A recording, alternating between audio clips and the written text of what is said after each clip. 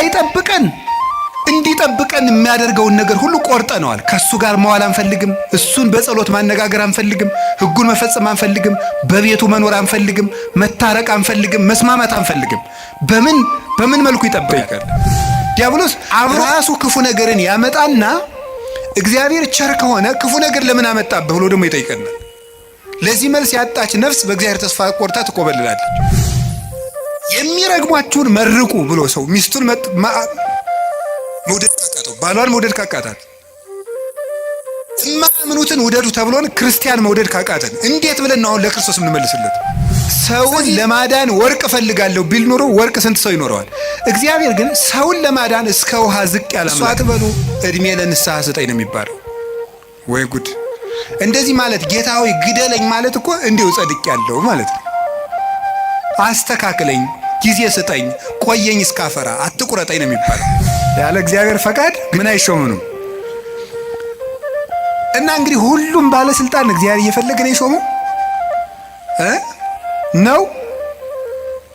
አዎ አይደለም? ሁሉም ባለስልጣን ማለት ነው። እንደው የዛሬዎችን መገምገም ከፈራችሁ የድሮዎችን ገምግሙ፣ ችግር የለም። እውነቴን እኮ ነው ማለት ነው። ቢያንስ የድሮዎቹ መጥተው ምንም አያረጉንም ማለት ነው። ስላላደረገ በሬ በቃ እንዲሁ ነው ኑሮ ብሎታ ይኖራል። ምርጫ የለውም። የሚበላውም ምርጫ የለውም። ያው የተወሰነለትን እኔ ሰሞኑን ቲማቲም ልብላ ይላል በሬ ይላል። እስኪ ንገሪ፣ ኧረ እንደው ሻዩ ላይ ቅርንፉድ ጨምሩበት ይላል በሬ አለ። ምርጫ አለው። እኛ እኮ መምረጥ ስለቻልን እኮ ነው። ይሄ ደስ አይላችሁ? የምለብሰውን ይሄኛው ነው፣ ይሄ እንዲህ አይነት ሸሚዝ ደስ አይለኝም እምትል እኮ መራጭ አድርጎ ስለፈጠረ ንጉሥ አድርጎ ነው እኮ የፈጠረ። በራስህ እንዴት ሁላችንም እንላለን ለገሪ ያለው እግዚአብሔር ስንታውቀታለች። አቤት ስታስቀድስ ሲያስቀድስ ማንም አይቀድመውም እኮ እንላለን። ግን ለነሱ ያልሆነ አይ ቤተ ክርስቲያን እነሱም እንዲህ ነው የሆኑ እንላለን። መጽሐፍ ቅዱስ ተጣልቶ አያውቅም። መጽሐፍ ቅዱስ የተጣላ መስሎ የሚታየን እኛ ከመጽሐፍ ቅዱስ ጋር ስለተጣላን ነው ይላል። በገጠር ያሉት ያዝናሉ። የከተማው ሰው እንጃ ያላውቅም፣ ከተማ ስለማልኖር።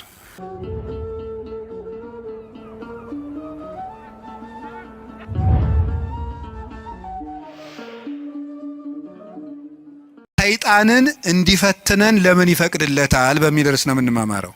እስኪ በሉ እግዚአብሔር በሉ። ሰይጣንን እንዲፈትነን ለምን ይፈቅድለታል? ድገሙ እስቲ። እግዚአብሔር በሉ። ሰይጣንን እንዲፈትነን ለምን ይፈቅድለታል? ሶስተኛ በሉ። እግዚአብሔር ሰይጣንን እንዲፈትነን ለምን ይፈቅድለታል ነው። እንግዲህ መቼም ትምህርት ስንማር አንዳንድ ጥያቄ መመለስ ነው ዓላማው። ሰይጣን የሚፈጥርብንን ዓላማ መመለስ ነው። እርግጠኛ ነኝ የሁላችሁም ጥያቄ ነው። ነው አይደለም? እስቲ ነው የሚል ነው። እሺ እግዚአብሔር ይስጥልን። የሁላችሁም ጥያቄ ነው። ካልሆነ እንለፈው ርስን። የሁላችሁም ጥያቄ ነው። እሺ በብዙ ሰው የማያምኑ ሰዎችም ይህንን ይጠይቃሉ። እግዚአብሔር መልካም ከሆነ ለምንድን ነው እንደዚህ ያለ ችግር ሲደርስብን ዝም የሚለን? ለምን ዝም ይላል እግዚአብሔር የሚል ነገር አለ። መጽሐፍ ቅዱስንም ስናነብ የሚጋጭ የሚመስል ነገር ብዙ ነገር ታገኛላችሁ። የመጀመሪያው እግዚአብሔር ባህሪው መልካም ነው። ባህሪው መልካም ነው። በሱ ዘንድ ክፉ የለም። አልወ ጽልመት ውስተ መክፈልታቲሁ። በእግዚአብሔር በባህሪው ኃጢአት የለበትም፣ ነውር ነቀፋ የለበትም። እስመ ንጹሕ አጠባያቲሁ ለእግዚአብሔር። የእግዚአብሔር ባህሪ ሁሉ ፍጹም ንጹሕ ነው። እግዚአብሔር ባህሪው ንጹሕ ነው። ፈቃዱ ደግሞ መልካም ነው።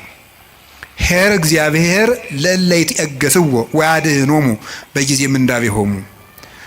እግዚአብሔር ለሚታገሱት ሁሉ እግዚአብሔር መልካም ነው፣ በመከራ ቀንም መሸሸጊያ ነው ይላል ትንቢተ ናሆም ምዕራፍ 1 ቁጥር 7 ላይ እግዚአብሔር መልካም ነው፣ በመከራ ቀንም መሸሸጊያ ነው። እግዚአብሔር መልካም ነው፣ በመከራ ቀንም መሸሸጊያ ነው። ወምስካኢነ ውእቱ አምላኩ ለያዕቆብ፣ የያዕቆብ አምላክ መጠጊያችን ነው። ወበይንተዝ ኢንፈርህ ለማድለቅለቀት ምድር ወለመኒ ፈለሱ አድባር ውስተ ልበ ባሕር። ስለዚህ ተራሮች ተነስተው ወደ ባህር ልብ እንኳን ተነስተው ቢገቡ ወይም ቢነቀሉ አንደነግጥም፣ የያዕቆብ አምላክ መጠጊያችን ነውና። ይሄ እግዚአብሔር መልካም እንደሆነ ነው የሚያሳየው። እግዚአብሔር ያበርህ ሊተ ምንትኑ ያፈራህኒ፣ እግዚአብሔር ብርሃኔና መድኃኒቴ ነው፣ የሚያስፈራኝ ምንም የለም።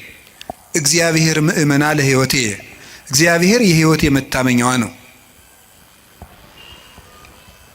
ምንም የምፈራው ነገር የለም። እመኒ ጸብአኒ ተአይን እይፈራህኒ ልብየ፣ ሰራዊት እንኳን ከቦ ቢወጋኝ እግዚአብሔር መታመኛዬ ነውና አልፈራም ይላል።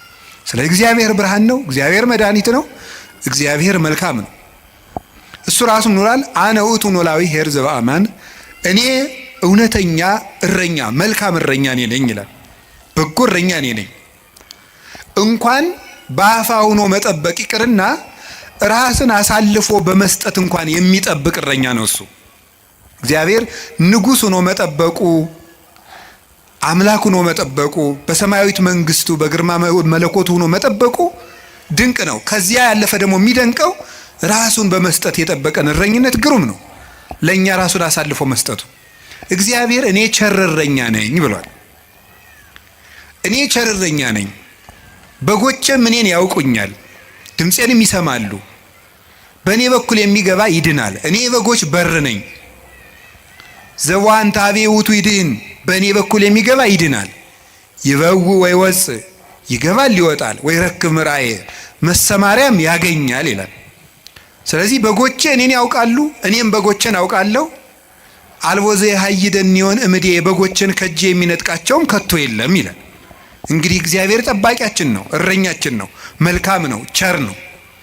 እግዚአብሔር ሰው እንዲጠፋም አይፈልግም። ኢፈነወ እግዚአብሔር ለወልዱ ከመ ይትሐጐል ኩሉ ዓለም አላ ከመ ይሕየው፣ እግዚአብሔር ዓለሙ ሁሉ እንዲድን እንጂ እንዲጠፋ ልጁን አላከውም ይላል። እግዚአብሔር ዓለሙ ሁሉ እንዲድን ነው እንጂ እንዲጠፋ አይፈልግም። ቅድምም ብፁዕ አባታችን እንደጠቀሱልን ጢሞቴዎስ ምዕራፍ 2 ቁጥር 1 ላይ ሲናገር ዘይፈቅድ ይሕየው ኩሉ ዓለም ዘአነ ቀዳሚሆሙ ለኃጥአን፣ የኃጥአን መጀመሪያቸው የምሆን እኔንም ጨምሮ ዓለም ሁሉ እንዲድን የሚወድ እግዚአብሔር ይላል ቅዱስ ጳውሎስ። ዓለም ሁሉ እንዲድን የሚወድ እግዚአብሔር የሚወደው ዓለም ሁሉ እንዲድን ነው። ወይኩን ፈቃድከ እንላለን። ፈቃድህ በሰማይ እንደሆነች እንዲሁም በምድር ትሁን እንላለን። ቅዱስ ዮሐንስ አፈወርቄን ሲተረጉም ፈቃዱሰ ለእግዚአብሔር ድህነተ ዓለም ውእቱ ይላል። ፈቃድህ ይሁን እያልን እንጸለያለን። ፈቃዱ ምንድን ነው ይልና የእግዚአብሔር ፈቃዱ ዓለም እንዲድን ነው ይላል። ሰዎችን ሁሉ ይወዳል፣ ለፍጥረት ሁሉ ይራራል። እግዚአብሔር ፍጥረትን እግዚአብሔር እንኳን እሱ ይቅርና ቅዱሳን ቸሮች ናቸው። የቅዱሳን ቸርነት ከሰው አንሶ እስመ ነፍሰ ጻድቅ ይትራራ ላዕለ ነፍሰ እንስሳሁ፣ የጻድቅ ሰው ነፍስ ለእንስሳ እንኳን ይራራል ይላል። ጻድቅ ለእንስሳ እንኳን የሚያዝን ነው። እግዚአብሔርን ተውት። አንድ ሰው እግዚአብሔርን መምሰል ሲጀምር ለእንስሳ እንኳን የሚያዝን ይሆናል። ለእንስሳት የሚያዝን ይሆናል። ዛሬም ድረስ አሉ ለእንስሳት የሚያዝኑ። በገጠር ያሉት ያዝናሉ። የከተማው ሰው እንጃ ያላውቅም፣ ከተማ ስለማልኖር። የገጠር እናቶች ጤፍ እንኳን ሲያበጥሩ ለወፎቹ ይተውላቸዋል፣ እንዲለቅሙ ይተውላቸዋል። ለዝንጀሮ ይተዋል። በኦሪት ዘዳግም ማለት ቃርሚያ በቃረምክ ጊዜ አዝመራህን ጨርሰህ አትጨደው፣ ለድሃና ለአውሬ ተው ተብሏል። ርኅራኄ የብሉይ ኪዳንም የሐዲስ ኪዳንም አስተምሮ ነው። ጥጃውን አርደህ በእናቱ ወተት አትቀቅለው ይላል። የቸርነት ስራ ነው ይሄ። ርኅሩህን ነው። በእናትና በልጅ መካከል ገብተህ ጭካኔን አታድርግ ማለት ነው። እናትና ልጅን መለየት ጭካኔ ስለሆነ እግዚአብሔር እንኳን ለሰው እናትና ልጅ ይቅርና ለእንስሳት እናትና ልጅነት የሚያዝን ርኅሩህ ነው እግዚአብሔር። ለእንስሳቱ ርኅራኄ ሰርቶላቸዋል። አህያውን ያለመጠን እንዳይጭኑት ስርዓት ሰርቷል እግዚአብሔር። በሬና በሬ እንዳይዋጋ ስርዓት ሰርቷል። አንዱ በሬ የአንዱን በሬ ወግቶ እንዳይገድል ኦሪት ዘጸአት ምዕራፍ 21 ላይ እንደተጻፈልን። ስለዚህ እግዚአብሔር ለእንስሳት እንኳን እንድናዝን ፈጥሮናል። ለሁሉ ልክ መልክ ሰጥቶ ነው የፈጠረ እግዚአብሔር። ሁሉም እንኳን እሱ የእሱ ቅዱሳን እንኳን ቅዱሳን እሱ የፈጠረው ፍጥረት እንኳን መልካም ነው። 6 ቀን የፈጠረው ፍጥረት ሁሉ ወሬ እግዚአብሔር ከመሰናይ እግዚአብሔርም ያ መልካም እንደሆነ አየ እያለን የደመደመው የፈጠረው ፍጥረት ሁሉ እግዚአብሔር መልካም ነው። እንግዲህ እግዚአብሔር መልካም ከሆነ ቸርም ከሆነ እንዳንጠፋም የሚፈልግ ከሆነ እንድንድንም የሚፈልግ ከሆነ ቸርረኛችንም ከሆነ እሱን ከተጠጋን ምንም የሚነጥቀን ከሌለ በሱ ስም እያመንን እሱን ጥግ እያደረግን የሱን ስም እየጠራን እየጸለይን እያስቀደስን በጎ እግዚአብሔር የሲዶ ክፉ ይደርስብናል የሚል ጥያቄ ሁላችንም እንጠይቃለን። ዲያብሎስ ራሱ ክፉ ነገርን ያመጣና እግዚአብሔር ቸር ከሆነ ክፉ ነገር ለምን አመጣብህ ብሎ ደግሞ ይጠይቀናል። ለዚህ መልስ ያጣች ነፍስ በእግዚአብሔር ተስፋ ቆርጣ ትቆበልላለች። ለምንድን ነው እግዚአብሔር የማያዝንልኝ? አንዳንድ ጊዜ ደግሞ እንደውም በተለይ ያሁኑ ትውልድ ምን ብሎ ሊጠይቅ ይችላል? ቆይ እግዚአብሔር በእኔ ስቃይ ደስ ይለዋል ይላል። እግዚአብሔር በእኔ ስቃይ ደስ ይለዋል ወይ? ለምንድን ነው እኛ ስንሰቃይ ዝም የሚለው የሚል ጥያቄ እዚሁ ጋር የሚያያዝ አንድ የመጽሐፍ ቅዱስ ጥቅስ ላንሳላችሁ። አነ ውእቱ ፈጠርኩ ብርሃነ ወገበርኩ ጽልመተ። ብርሃንን የፈጠርኩ እኔ ነኝ፣ ጨለማንም የሰራሁ እኔ ነኝ። አመጽ ሰላመ እፈጥር ሰላመ ወእገብር እኪተ። ሰላምንም አመጣለሁ ክፋትንም እፈጥራለሁ። አነ እግዚአብሔር ፈጠርኩ ዘንተ ኩሎ። እኔ እግዚአብሔር ሁሉንም ይሄንን ፈጠርኩ ይላል ትንቢተ ኢሳይያስ ምዕራፍ 45 ቁጥር 6 ላይ እኔ እግዚአብሔር ሰላምን አመጣለሁ ክፋትን እፈጥራለሁ፣ ብርሃንንም ፈጥሬያለሁ ጨለማንም ፈጥሬያለሁ ይላል። እዚያ ላይ እግዚአብሔር መልካም ነው አለ። አሁን ደግሞ እዚህ ላይ እኔ እግዚአብሔር ክፋትን እፈጥራለሁ ይላል። እግዚአብሔር ክፋትን ይፈጥራል? ምን ትላላችሁ? እንዴ እፈጥራለሁ ያለ እኮ ራሱ ነው። እግዚአብሔር ራሱ ነው እኔ ክፋትን እፈጥራለሁ። እኔ እኮ መጽሐፍ ቅዱስ ላይ ነው የጠቀስኩት። እግዚአብሔር እንደዚህ ብሏል፣ እግዚአብሔር ክፋትን እፈጥራለሁ ብሏል ይላል። ምን ትላላችሁ? እኔ ክፋትን የምፈጥር አምላክ ነኝ ይላል። እኔ ሰላምንም አመጣለሁ ጦርነትን የማመጣው እኔ ነኝ ይላል። ከዚያ መልሶስ ደግሞ ምን ይላል? ደግሞ መልእክተ ያዕቆብ ምዕራፍ 1 ቁጥር 3 ላይ እያሜክር እግዚአብሔር በእኩይ ይላል። እግዚአብሔር በክፉ ማንንም አይፈትንም ይላል። እንዴት ያለ ነገር ነው! እግዚአብሔር በክፉ ማንንም አይፈትንም። ኢሳይያስ ላይ ደግሞ እኔ እግዚአብሔር ክፋትን እፈጥራለሁ። አልተጋጨም? ተጋጭቷል? እሺ አልተጋጨም። አንስታሴዎስ የሚባል ሊቅ ምን ብሎ ይናገራል? መጽሐፍ ቅዱስ ተጣልቶ አያውቅም። መጽሐፍ ቅዱስ የተጣላ መስሎ የሚታየን እኛ ከመጽሐፍ ቅዱስ ጋር ስለተጣላን ነው ይላል። አንተ ከመጽሐፍ ጋር ስትታረቅ መጻሕፍት ተጣልተው አያውቁም ብሎ ይናገራል። ስለዚህ እግዚአብሔር መልካም ነው። እስቲ እግዚአብሔር መልካም ነው በሉ። እግዚአብሔር ቸር ነው በሉ። ሰው ሁሉ እንዲድን ይፈልጋል፣ ይረዳናልም።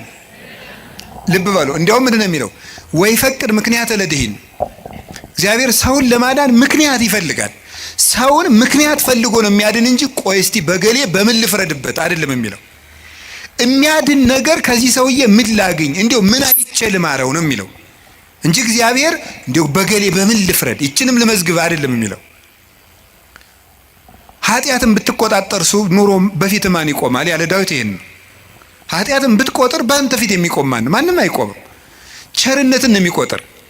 እግዚአብሔር ሰውን ለማዳን ተግቶ የሚሻ አምላክ መሆኑን የምታዩት ሰውን ለማዳን ወርቅ እፈልጋለሁ ቢል ኑሮ ወርቅ ስንት ሰው ይኖረዋል? እግዚአብሔር ግን ሰውን ለማዳን እስከ ውሃ ዝቅ ያለ አምላክ ነው። ቀዝቃዛ ውሃ የሰጠ ይድናል አለ። ምን ማለት መስላችሁ? እስከ ትንሹ ነገራችሁ ድረስ እናንተን ለማዳን እወርዳለሁ። ውሃ ማንም ሰው ሊያገኘው የሚችለው ነው። ሌላ መንፈሳዊ ትርጉም አለው። ውሃ የሰጠ የተባለ ይላል ቅዱስ ቄርሎስ። ሰው ምንም ነገር ቢሰጥ በእግዚአብሔር ዘንድ ውሃ ነው። አካልህን እንኳን ለእግዚአብሔር ቆራርጠ ለሰማዕትነት አሳልፈ ብትሰጥ ለእግዚአብሔር ግን ውሃ እንደመስጠት ነው። ምክንያቱም ያ አካል የራሱ ነው። እግዚአብሔር ደግሞ ላንተ ያደረገልህ ነገር ያንተ አካል ቢቆራረጥ እንኳን የማይመጥን ነው። ስለዚህ ለእግዚአብሔር ምንም ነገር ብንሰጥ ውሃ ነው። አካል ነው። እንደዚያ ከሆነ እግዚአብሔር እንደዚህ ያለ መልካም አምላክ እንዲህ ያለ መልካም አባት ከሆነ ለኛ የሞት አምላክ አኮ በመላክ ወአኮ በተንባል መልአክ ልኮ አማላጅ ልኮ ሳይታረቀን ራሱ መጥቶ ከታረቀን እስከዚህ ድረስ ሰው የሚወድ አምላክ ከሆነ ለምንድነው እግዚአብሔር ክፉ የሚያመጣብን የሚል ጥያቄ ይኖራል። እግዚአብሔርስ በክፉ ይፈትናል ወይ? መልሱ አይፈትንም ነው። እስኪ አይፈትንም በሉ። እግዚአብሔር በክፉ ይፈትናል አይፈትንም? እግዚአብሔር ክፉ ይፈጥራል አይፈጥርም? እስኪ ነገር ይፈጥራል አይፈጥርም? አይፈጥርም። እግዚአብሔር እንዴ እፈጥራለሁ ብሎ አላልክም ቅድም ልትሉ ትችላላችሁ። እግዚአብሔር ክፉ አይፈጥርም። ታዲያ ምን ማለት ነው? ክፉ ሲመጣ ዝም ይላል ነው። እስኪ በሉ ንገሩ እንጂ ክፉ ሲመጣ እስኪ ለምሳሌ እንዲህ የሚል ነገር አለ። ሮሜ ምዕራፍ 13 ቁጥር 1 ላይ እስመ ይትሰየም መኮንን ዘእንበለ ዘእምኀበ እግዚአብሔር ይላል። ያለ እግዚአብሔር ፈቃድ ባለስልጣን አይሾምም ይላል። በደንብ ስሙ። ያለ እግዚአብሔር ፈቃድ ምን አይሾምም? እና እንግዲህ ሁሉም ባለስልጣን እግዚአብሔር እየፈለገ ነው የሾመው ነው? አዎ አይደለም? ሁሉም ባለስልጣን ማለት ነው። እንደው የዛሬዎችን መገምገም ከፈራችሁ የድሮዎችን ገምግሙ፣ ችግር የለም። እውነቴን እኮ ነው ማለት ነው። ቢያንስ የድሮዎቹ መጥተው ምንም አያረጉንም ማለት ነው። ስለዚህ የድሮዎቹን መገምገም ትችላላችሁ። እና እንደው ሁሉንም እግዚአብሔር እየወደደ የተሾሙ ናቸው። ምን ይመስላችኋል? ይሄ እግዚአብሔር ክፉ ነገር ሲመጣ ይፈቅዳል ነው። እስቲ ይፈቅዳል በሉ። ይፈቅዳል የሚለው ነገር ፈቃድ እግዚአብሔር የሚባለው ሁለት ትርጉም አለው። ፈቃድ እግዚአብሔር የሚባለው አንደኛው ውዴታ ነው። ሁለተኛው ደግሞ ይሁን ማለት ነው። የእንግሊዘኛ ቃላትን ለመጠቀም ይቅርታ አድርጉልኝ፣ ልጠቀም ነው ገና ስለ ቅርብ ለማድረግ ለእናንተ እንዲመቸኝ ነው። የመጀመሪያው ምን ይባላል? ፐርሚሽን ይባላል። እስቲ ፐርሚሽን በሉ እንጂ። ሁለተኛው ዊል ይባላል። እስቲ ዊል በሉ። እሺ ፐርሚሽን ማለት ምን ማለት ነው? እናንተ ኃጢአት ስትሰሩ እኔም ስሰራ እግዚአብሔር ይፈቅድልናል። ምን ማለት ነው ይሄ? ይፈቅድልናል ማለት እግዚአብሔር እኔ ኃጢአት ስሰራ ደስ ይለዋል ማለት ነው። ይሄ ምን ነው የሚባለው? ፐርሚሽን ይባላል። ስራ ከጠቀመህ ስራ ነው። ኃጢአት አይጠቅምህም ብዬ እኔ ነግሬሃለሁ፣ ይጠቅመኛል ካልክ ስራ ብሎ ይተውሃል ማለት ነው። መተው እሱ ፐርሚሽን ይባላል። ያሰናብተናል። ስለ እግዚአብሔር ክፋት እንዲሰራ ያደርጋል ማለት ክፋት እንዲሰራ ሰዎችን ይተዋቸዋል፣ እንዲሰራ ያደርጋል። ዊል የሚባለው ደግሞ ወዶ የሚሰራው ነው። እግዚአብሔር እንድንጸልይ ይፈቅዳል በሉ፣ እንድንጾም፣ እንድንጸድቅ፣ እንድንታረቅ ይሄ ፈቃድ ነው ይባላል። ይሄ ፈቃድ ማለት ነው ውዴታው፣ ወዶ የሚያደርግልን ነገር። ገብቷችኋል? ልዩነቱ ገብቷችኋል? እሺ ይፈቅዳል ማለት የመጀመሪያው ፈቃድ እግዚአብሔር ነው ይላል። ዝም ብሎ ምንድነው ፈቃድ እግዚአብሔር? ያለ ፈቃድ እግዚአብሔር ባለስልጣናት አይሾሙም ማለት ከየት ነው የምታስገቡት? ክፉ ሰዎች ሲሾሙ ምን ይላቸዋል ነው? ዝም ይላቸዋል ነው፣ ይተዋቸዋል ነው እንጂ ሰዎቹን ናማ እናት የተሾምና ሰውን ጨርስልኝ አይላቸውም። እግዚአብሔር እንደዚያ ብሎ ይሾማል ማለት አይደለም። እንደዚያ ሳይሆን የሚያደርገው እግዚአብሔር ክፉዎች ሲሾሙ ዝም ይላል ነው። ለምንድን ነው ዝም የሚለው? እግዚአብሔር ነው ክፉ ነገር ሲመጣ። ስለዚህ ክፋትን እፈጥራለሁ ማለቱ ክፉ ሲመጣ ዝም እላለሁ ነው። ወይም ምን ማለት መሰላችሁ? የእግዚአብሔር እጅ አጥር ነው፣ ጠባቂ ነው፣ ረድኤት ነው። የእግዚአብሔር እጅ በእግዚአብሔር ለመጠበቅ ያልተገባን ሆነን ስንገኝ እግዚአብሔር አጥሩን ያነሳዋል። ያልተገባን ሆነን ስንገኝ አትጠብቀኝ ስንል ማለት ነው። ምን ማለት መሰላችሁ? መዝሙረ ዳዊት ላይ እንዲህ ይላል። መዝሙር 9 ላይ ውሃ ኮሃጥ ለእግዚአብሔር፣ ኃጢአተኛ ሰው እግዚአብሔርን አወከው ይላሉ ሊቃውንቱ። አወከው ማለት ምን ማለት ነው? እንዳይምረው ኃጢአት ይጨምራል፣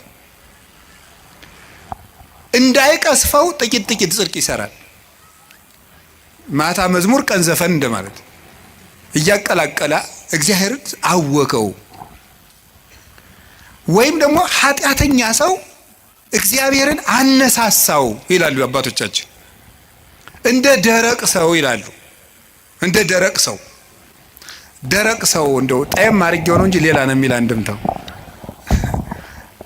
ደረቅ ሰው የሚለው ምን ማለት መስላችሁ? አቅም የሌለው ሰው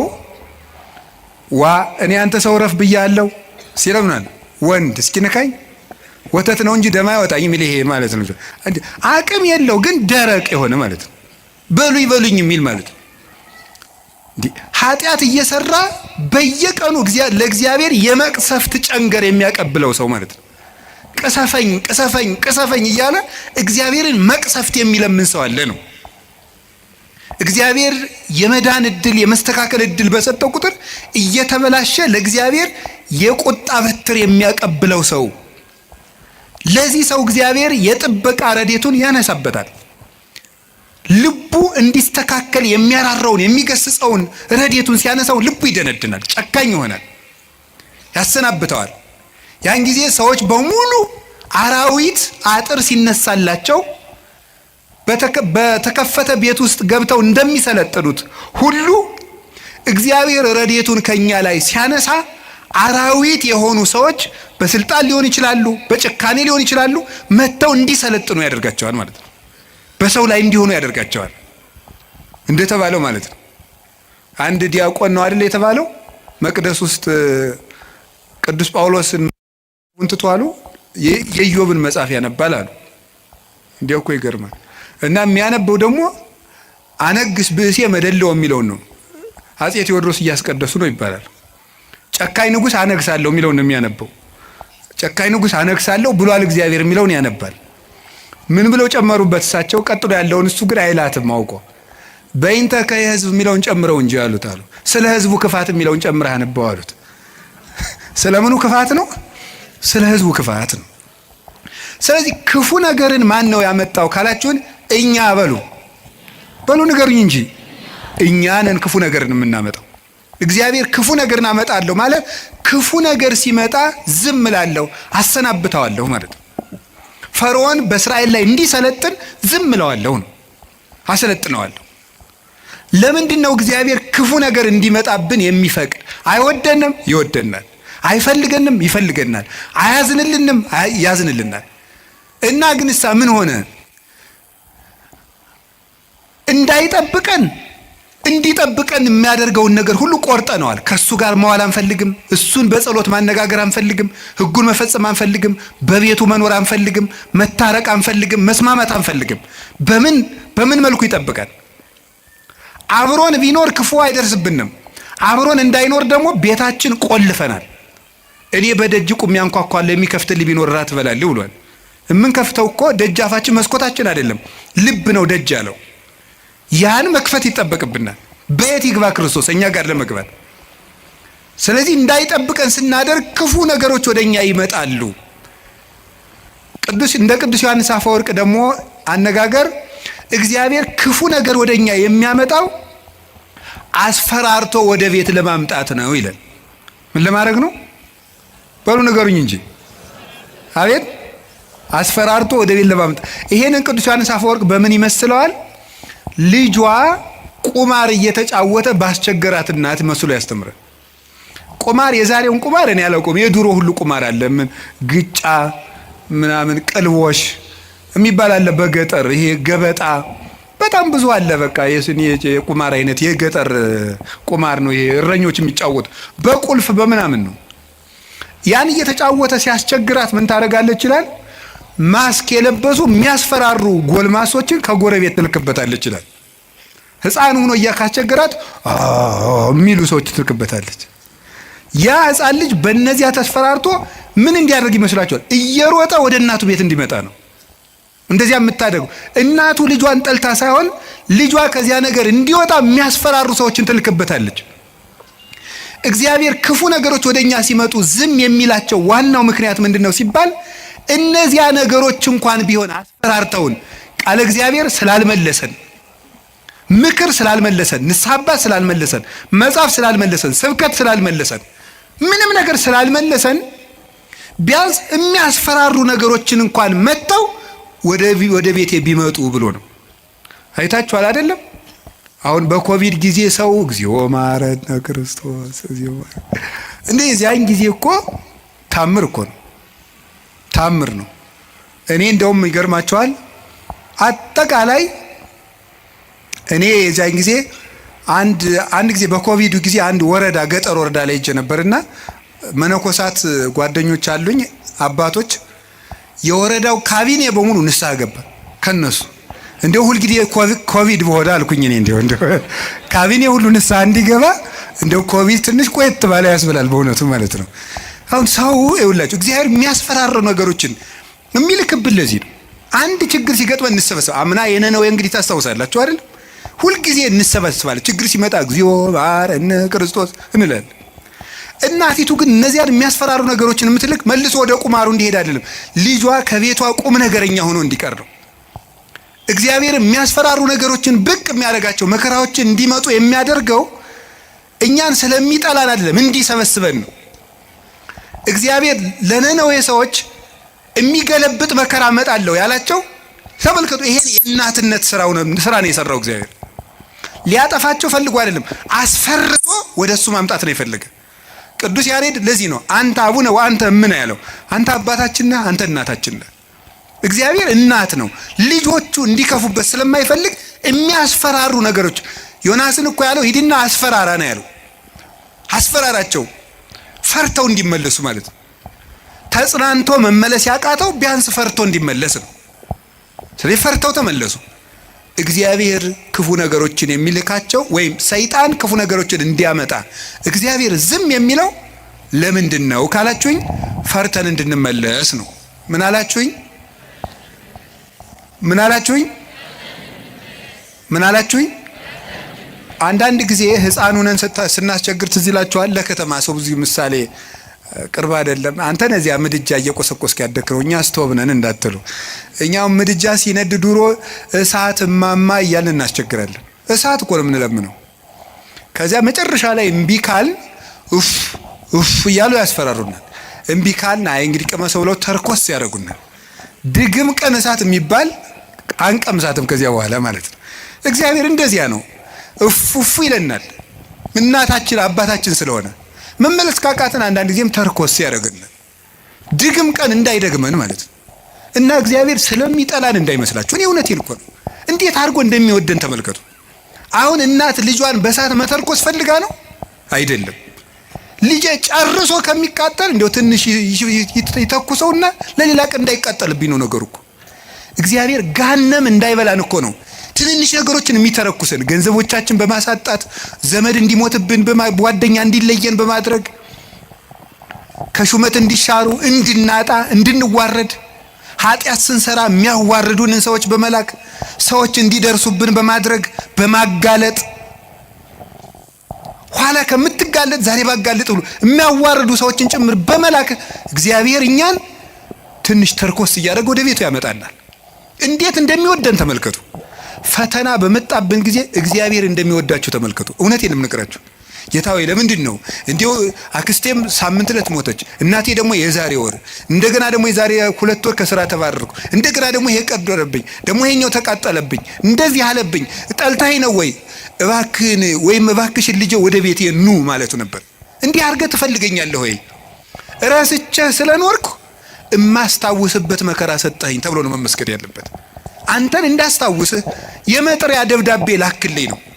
መጽሐፍ ቅዱስን ደብዳቤ ጽፎ ላከ፣ ንስሐ አባት ላከ፣ መጽሐፍትን ጽፎ ላከ፣ በቅዳሴ ጠራን፣ በትምህርት ጠራን፣ በመዝሙር ጠራን፣ ወንድሞቻችን ሲመጡ በመከራ ጠራን፣ አልተመለስንም። መጨረሻ ላይ ደግሞ የመከራ መልእክት ይልካል። እባካችሁ ኑ ነው። ለምኖ የሚያድን አምላክ እንደ እግዚአብሔር ያለ አለ እንዴ? ለምኖ እኮ ነው የሚያድነን። አሁን ሙሴን አላያችሁትም? እንዴት አስፈራርቶ መመለስ እንደፈለገ። እስራኤል ጣዖት ሲያመልኩ ሙሴ አቤት ተወኝ ማይጄ ላጠፋቸው ነው። አሁን ሙሴ እግዚአብሔርን ጨብጦ ስር ይዞት ሂጄ ላጠፋቸው ነው። እንዴ እኮ ይገርማል እኮ እግዚአብሔር የሚያደርገው ነገር። ኧረ ተው አታጥፋ። እንዴ ማብላት ሲያቅተው ጊዜ በረሃ አምጥቶ ጨረሳቸው ነው የሚለው አለ ሙሴ። እግዚአብሔር እንዳይሰደብበት ነው እሱ። 40 ዓመት ማብላት ሲያቅተው በረሃ አምጥቶ ጨረሳቸው ነው የሚለው አሉት።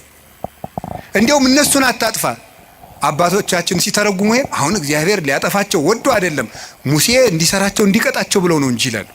እንግዲያስ ሂድና ቅጣ አለው። ሰርቶ ቀጥቶ እስራኤልን ወደ ራሱ ሰበሰባቸው። በማስፈራራት እንድንመለስ እግዚአብሔር ክፉ ነገር እንዲመጣ ያደርጋል። ከቃሉ ጋር ናችሁ? ከቃሉ ጋር ናችሁ? እግዚአብሔር ከሁላችን ጋር ይሁን። ስንት ሰው ነው እግዚአብሔር በሚያውቀው እንዴ ተነግሮ እኔ እንዲያው አሁን ሰውየው መዚህ ስለሌለ ተመስገን ነው ልናገር። ተነግሮ ይሄንም አይሰማውም፣ ችግር የለም። ተነግሮ አልሰማ ያለ ሰውዬ የሳምባ ቲቪ ገብገብ ሲያደርገው የቆረበ ሰውን ያውቃለሁ። ተመስገን ነው። እንኳን ቲቪ መጣ። እንዲህ እውነቴን እኮ ነው የምነግራቸው። ተርኩት ስንት ሰው ነው፣ ስንት አመፀኛ ነው ጸበል እንደምን ሰነበታቸው አማን ነው ሰላም ነው ፒስ ነው የሚለው ሁሉ ጸበል ሲሄድ እግዚአብሔር ይመስገን የሚለው እንዲያው እግዚአብሔር ማን ይተርኩሰን እንጂ እኔ እውነቴን እኮ ነው የምነግራቸው። እግዚአብሔር ማን ይተርኩሰን። ምድር ጠቧችሁ እኮ የምትራመዱት ሁሉ ጸበል ስትል ኩምሽሽ በቃ እንዲሁ ለተቸገረ እንድናዝን አረማመዳችን እንኳን ልክ እንዲኖረው ንግግራችን መጠን እንዲያበጅ እግዚአብሔር ማን ይተርኩሰን እንጂ ተነግረን ሰምተናል እንዴ? እውነቴን ነው። ስለዚህ ስንቶቻችሁን እስቲ አሁን እዚህ ውስጥ ራሱ ብቆሰቁስ እዚህ ውስጥ እዚህ ከተሰበሰበው ውስጥ እግዚአብሔር በሚያውቀው እግዚአብሔር ነቅሶ ቢያወጣ ሲቸግራችሁ ወደ ቤተ ክርስቲያን የመጣችሁ ስንቶቻችሁ ናችሁ? ስንቶቻችሁ ናችሁ? ወይ ባል እንዴ ባለ ትዳሮች ሲጣሉ እኮ ነው ባጋባናቸው በ20 ዓመታቸው እኮ ነው ቤተ ክርስቲያን የሚመጡ ሲጣሉ ነው። ይኸው ከተጋባን ዓመታችን ነው። ምላትን አትሰማኝም፣ ምንም አታዳምጠኝም ማለት ይጀምራል። ማለት 20 ዓመት ጠፍቶ ኖሮ ምናምን መከራውን ነው ተደዝድዞ ነው እዚህ ወዲያ መከራችን ምን ተመስገን ነው እንኳን መጣችሁ። ዋናው መሸም ነጋም መምጣታችሁ ነው።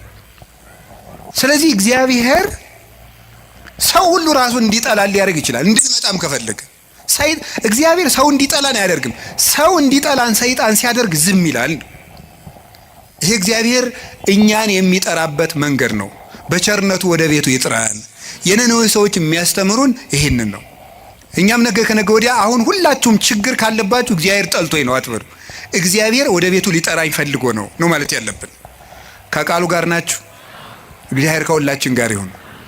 ሁለተኛው እግዚአብሔር ክፉ ነገር ሲመጣብን ለምንድን ነው ዝም የሚለው ካላችሁን ለመጥራት ነው ብያቸዋለሁ። የኃጢአት ይቅርታ ለማድረግ ነው። የኃጢአት ይቅርታ ለማድረግ አንዳንዱን ሰው እግዚአብሔር በበሽታ የኃጢአት ይቅርታ ይሰጠዋል። አንዳንዱን ሰው ገንዘቡን አሳጥቶ ሰውነቱን ከመቅሰፍ ይሰውረዋል። ገንዘብ የሰውነት ቤዛ ነው ይላሉ አባቶቻችን። ኦሪት ነው ያለችው። በሰውየው ላይ ሊመጣ የነበረውን ችግር በገንዘቡ ላይ ያሳልፍለታል። በዚያው እንደ የከተማ ሰው ጦሱን ይዞ ይሄድ ይላል። የገጠር ሰው በዚያው ያሳልፈው ይላል። ያው አንድ ነው ቋንቋ። ያም ጦሱን ይዞ ይሄድ ምንድነው? ጦስ ምንድነው? ታውቁታላችሁ? የሰውነት ገንዘብ የሰውነት ቤዛ ነው። የኃጢአት ይቅርታ እንድናገኝ ምን ያደርጋል መሰላችሁ? በሽታን ያመጣል፣ ደዌን ያመጣል። ያ ደዌ ኃጢአት፣ ደዌ ዘኃጢአት፣ ደዌ ሰሴት ይሉታል አባቶቻችን። የኃጢአት ይቅርታ እንድናገኝ ደዌን ያመጣል። ስለዚህ እግዚአብሔር ለምን እንደሚያደርገው ሲባል ይቅርታ ለመስጠት ገስጾ ቆንጥጦ ነፍሱን ላትርፈው ብሎ ማለት ነው። እንዲሁም አባቶቻችን ምን ይላሉ? ለምሳሌ አንድ ጻድቅ ያደረገው ልንገራቸው። አንድ በጣም ፍጹም ጻድቅ አውሬ ሲበላው ያያል። አውሬ በልቶት ሳይቀበር ሲቀር፣ ሰውን ሁሉ የሚያስለቅስ ባለጸጋ ደግሞ በጥሩ አቀባበር ሲቀበር፣ እንደው ሰው ሁሉ አጅቦ ሲቀበር ያያል። እንደ እግዚአብሔር ሆይ እሱን ያገለገለህን ሰው አውሬ በልቶት እንዲሞት ታደርጋለህ፣ ቀማኛውን በስርዓት እንዲቀበር ታደርጋለህ። ፍርድ ምንድን ነው አለው። ይሄኛው ብዙ ጽድቅ አለው፣ ትንሽ ኃጢአት አለችው። የእሷን ቦታ የእሷን ፈንታ ስጋውን አውሬ እንዲበላው አድርጌ ነፍሱ ፍጹም እንድትሆን አድርጌያለሁ። ይሄኛው ደግሞ ሙሉ ኃጥ ነው፣ ግን ትንሽ ጽድቅ መቼስ የሌለው የለም። የዚያን ዋጋ ደግሞ በምድር ተመችቶት እንዲቀበር ተመችቶት እንዲኖር እንደገና ደግሞ በአጃቢ እንዲቀበር አድርጌያለሁ። ያኛውም የሰማይ ዋጋውን አግኝቷል፣ ይሄም የምድር ዋጋውን አግኝቷል። ስለዚህ ያኛውን አውሬ እንዲበላው ያደረኩት ሲበላው ዝም ያልኩት ዋጋው ፍጹም ይሆን ዘንድ ነው። አንተ በእኔ ፍርድ አትግባ ብሎ መለሰለት ይባላል። እኔ ሁሉንም አውቃለሁ ይላል። ስለዚህ አንዳንድ ጊዜ ሁላችንም እንላለን ለገሌ ያልሆነ እግዚአብሔር እገሌ ስንታውቀታለች አቤት ስታስቀድስ ሲያስቀድስ ማንም አይቀድመውም እኮ እንላለን። ግን ለነሱ ያልሆነ አይ ቤተ ክርስቲያን እነሱም እንዲህ ነው የሆኑ እንላለን። እግዚአብሔር ግን በኋላ አመጣዋለሁ ይሄንን የሚያደርግበት ምክንያት ለኃጢአታቸው ይቅርታ ለማድረግ ነው። እንደዚህ ስላችሁ ደግሞ ጊዜ እንዲሁ በኃጢአቴ ነው ይሄን የተቀጣው ማለት ደግሞ በራሱ ትዕቢት ነው። ለምን መሰላችሁ? ለኃጢአቴ ይሄ መከራ ይበቃኛል ማለት ራሱ ትዕቢት ነው።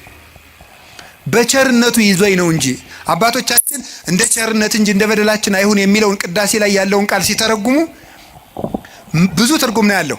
መከራ የምታመጣብን የቸርነትህን ያህል ነው እንጂ የኃጢአታችን ያህል አምጥታ አታውቅም ይላሉ። የቸርነቱን ያህል እንጂ የኃጢአታችን ያህል መከራ ቢያመጣ በምድር ላይ መቆም የሚችል ሰው የለም። ስለዚህ እግዚአብሔር ለምንድን ነው ይሄን የሚያደርገው ሲባል ይቅርታ ሊሰጠን ነው። ከቃሉ ጋር ናችሁ? ከቃሉ ጋር ናችሁ? እግዚአብሔር ከሁላችን ጋር ይሁን። ሶስተኛው እግዚአብሔር ለምንድን ነው ክፉ ነገር እንዲመጣ የሚያደርገው ወይም ክፉ ሲመጣ ለምን ዝም ይላል ነው። ይሄን የሚያደርግበት ምክንያት ቆይቶ ለማያፈራ ሰው መቅሰፍት ይሰጠዋል። ለምሳሌ ምን ማለት መሰላችሁ? ይሄ ሁለት አይነት ነው። አንደኛ ለምሳሌ እግዚአብሔር ሕፃናት እንዲሞቱ ለምንድን ነው የሚያደርገው? በመጽሐፍ የተጻፈውን ልንገራችሁ፣ ቀሪውን ራሱ ያውቃል። እግዚአብሔር ሕፃናት ሁላችንም ጠይቃለን። እሺ እኛስ በኃጢአታችን ለምንድን ነው ሕፃናት የሚቀሰፉት እንላለን። ያን የሚያደርግበት ምክንያት ማለት ነው ምንድነው? መጨረሻቸው መልካም እንደሆኑ የሚያውቃቸውን ሕፃናት መጨረሻቸው መልካም እንደሆኑ ያወቃቸውን ሕፃናት ከክፉ ዘመን ሳይጨምራቸው በጊዜ ይወስዳቸዋል። ይሄ የራሱ አሰራር ነው። እስከ መጨረሻቸው ቅን እንደሚሆኑ ያወቃቸውን እነዚህ መጨረሻቸው መልካም ነው ብሎ እንደ ምርጥ ዘር ይወስዳቸዋል። ሰብአ ሰገል ላይ ክርስቶስ ሲሰደድ ለምንድን ነው ሕፃናት እንዲጨፈጨፉ ያለውን አባቶቻችን ሲተረጉሙ አንደኛ ከመከራው ሲያሳትፋቸው ነው። በኋላ እናመጣዋለን። የመጀመሪያው ግን አንዱ ምንድን ነው? እነዚህ ሕፃናት በጣም ቅኖች ናቸውና እስከ መጨረሻው አይቶ ሩጫቸውን ባወቀ ገንዘብ ቆይተው ከክፉ አይሁዶች ጋር እንዳይጨመሩ በጊዜ ወሰዳቸው ብለው ይተረጉማሉ አባቶቻችን። ስለዚህ ቆይቶ የሚከፋ ከሆነ ከነ መልካምነቱ በጊዜ ይወስደዋል። አንዱ እሱ ነው። መልካምን ሰው ቆይቶ እንዳይበላሽ ይወስደዋል ከቅንነቱ አንጻር። ሁለተኛ ደግሞ ቢቆይም በመቆየቱ ራሱም ከመጎዳት ሰውም ከመጉዳት በቀር መልካም ነገር የማያደርገውን ደግሞ በጊዜ ያነሳዋል። ይህንም ደግሞ ይቀስፈዋል። መቆየቱ የማይጠቅመው አለ። ደግሞ እንደዚህ ስላችሁ ጊዜ እንደው ጌታ ሆይ እኔ መቆየቴ አይጠቅመኝ ዛሬ አንሳኝ እንዳትሉ። እንደው እኮ ሰው እኮ የሰው ነገር መቼም ሰው የሚነግሩትን ትቶ ያልነገሩትን ነው የሚይዝ። እንደሱ እያልኩኝ አይደለም። እንደሱ አትበሉ እድሜ ለንስሐ ስጠኝ ነው የሚባለው። ወይ ጉድ! እንደዚህ ማለት ጌታ ሆይ ግደለኝ ማለት እኮ እንዲሁ ጸድቅ ያለው ማለት ነው። አስተካክለኝ፣ ጊዜ ስጠኝ፣ ቆየኝ እስካፈራ አትቁረጠኝ ነው የሚባለው። ግደለኝ ማለት አይቻልም። እንደ ቅዱስ ጳውሎስ ያለ ሰው ነው ወደ ክርስቶስ ልሄድ እናፍቃለሁ ማለት የሚችል። ስለዚህ እግዚአብሔር ቆይቶ ለምንድን ነው እንደው እገሌ ለምን ተቀሰፈ እገሌ ምንም እንዲህ አለ የማይቆየውን ሰው እንደውም ቆይቶ ቢያንስ እንኳን በቅዱሳን ምልጃ እንኳን ትንሽ ምሕረት እንዳያገኝ የእግዚአብሔርን ቸርነት ጨርሶ ተቃውሞ ከምሕረት በር ውጪ በር እንዳይዘጋበት የሚያስምር ነገር ሳለው እንኳን እንደው ትንሽ ይወስደዋል። እንደገና ደግሞ ስለ ፍትህም ይወስደዋል። በመቆየቱ ሰዎች ብዙ የሚጎዱ ከሆነ ስለ ፍትህ ይነቅለዋል። ያንን እንደ ፈርዖን ያለውን ፍትሁን ያሳየዋል። እግዚአብሔር ምሕረቱን ላልተጠቀመ ሰው ፍትህ ይሰጠዋል፣ ፈታሂነትም ስላለው። ከዚህ የተነሳ ፈርዖንን አነሳው። እንዲያውም አባቶቻችን ምን ይላሉ? ፈርዖንን በባህር ውስጥ የጣለ በሉ እስቲ ምሕረቱ ለዘላለም ነውና በሉ እስቲ። እንዴት ነው ይሄ ነገር? ፈርዖንን በባህር ውስጥ የጣለ ይሄ ነገር አይጋጭም? ፈርዖንን በባህር ጥሏል ብሎ ሲያበቃ ከዛ ምሕረቱ ለምንድን ነው? እንዴት ያለ ምሕረት የዘላለም ምሕረት ነው አይመስላችሁም? ጥያቄ ሆነባቸው ያውቀው ምን ማለት ነው? ፈርዖን ቢቆይ ኑሮ ለአንተኛው ደግሞ በእግዚአብሔር ከዚያ የባሰ የሚያስመጣበትን ነገር ይሰራል እና እንዲያው ባህር ውስጥ መክተቱ ምሮት ነው ይላል። ቸር ስለሆነ ነው እንኳን ከተተው ባህር ውስጥ ማለት ነው። ከዚያ የባሰ ምን ሊመጣበት ኑሯል ብትሉኝ እግዚአብሔር ያውቃል፣ እኔ አላውቅም። እግዚአብሔር የባሰ ነገር እንዳንገባ እንዲያው ወደ አንዱ ጉድጓድም ቢሆን ተገፍተን እንድንገባ ያደርጋል እግዚአብሔር። ስለዚህ ለፈርዖንም ቸር ነው ማለት ነው እግዚአብሔር። እስቲ እግዚአብሔር በሉ።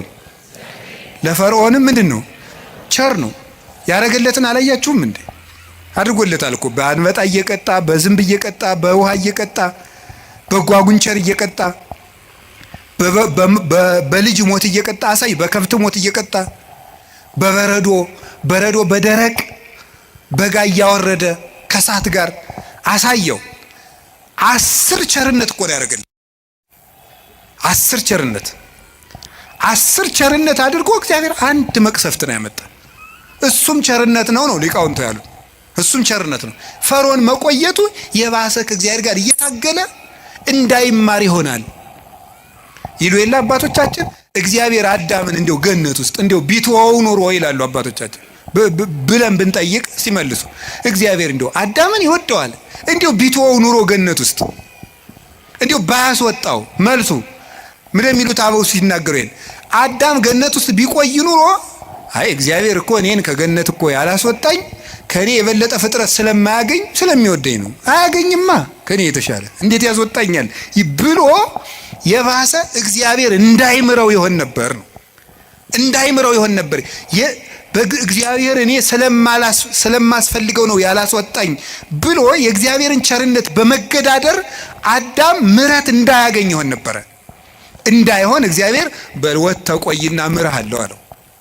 እግዚአብሔር እንኳንስ ከሌላው ነገር እንኳንስ ከቤታችን ይቅርና ከገነት እንኳን ሲያስወጣ በቸርነት ነው የሚያስወጣው። እንዳንበላሽበት ነው። የማይቆነጠጥ ልጅ የሰው ልጅ ነው ይላል ቅዱስ ጳውሎስ። የጎረቤት ልጅ ነው የሚቆጥ። የራስ ልጅ ይቀጣል።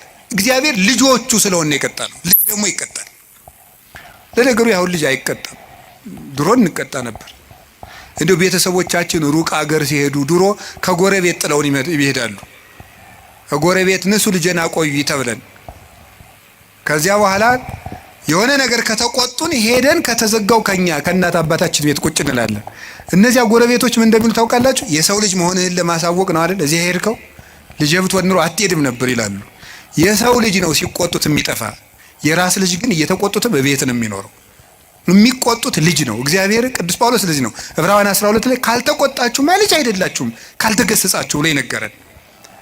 እና እግዚአብሔር የሚያደርገው ለክፎች ለበጎች ፍትህ እንዲያገኙ፣ ክፎች ደግሞ በመቆየታቸው ስለማይጠቀሙ ይሄን ያደርጋል። ለክፎች ደግሞ ለምን ዘመን ይሰጣቸዋል? ንስሐ እንዲገቡ። ይሄን በማድረግ ነው። ከቃሉ ጋር ናችሁ። ስለዚህ እግዚአብሔር ክፉ ነገር እንዲመጣ የሚያደርገው በዚህ ምክንያት ነው።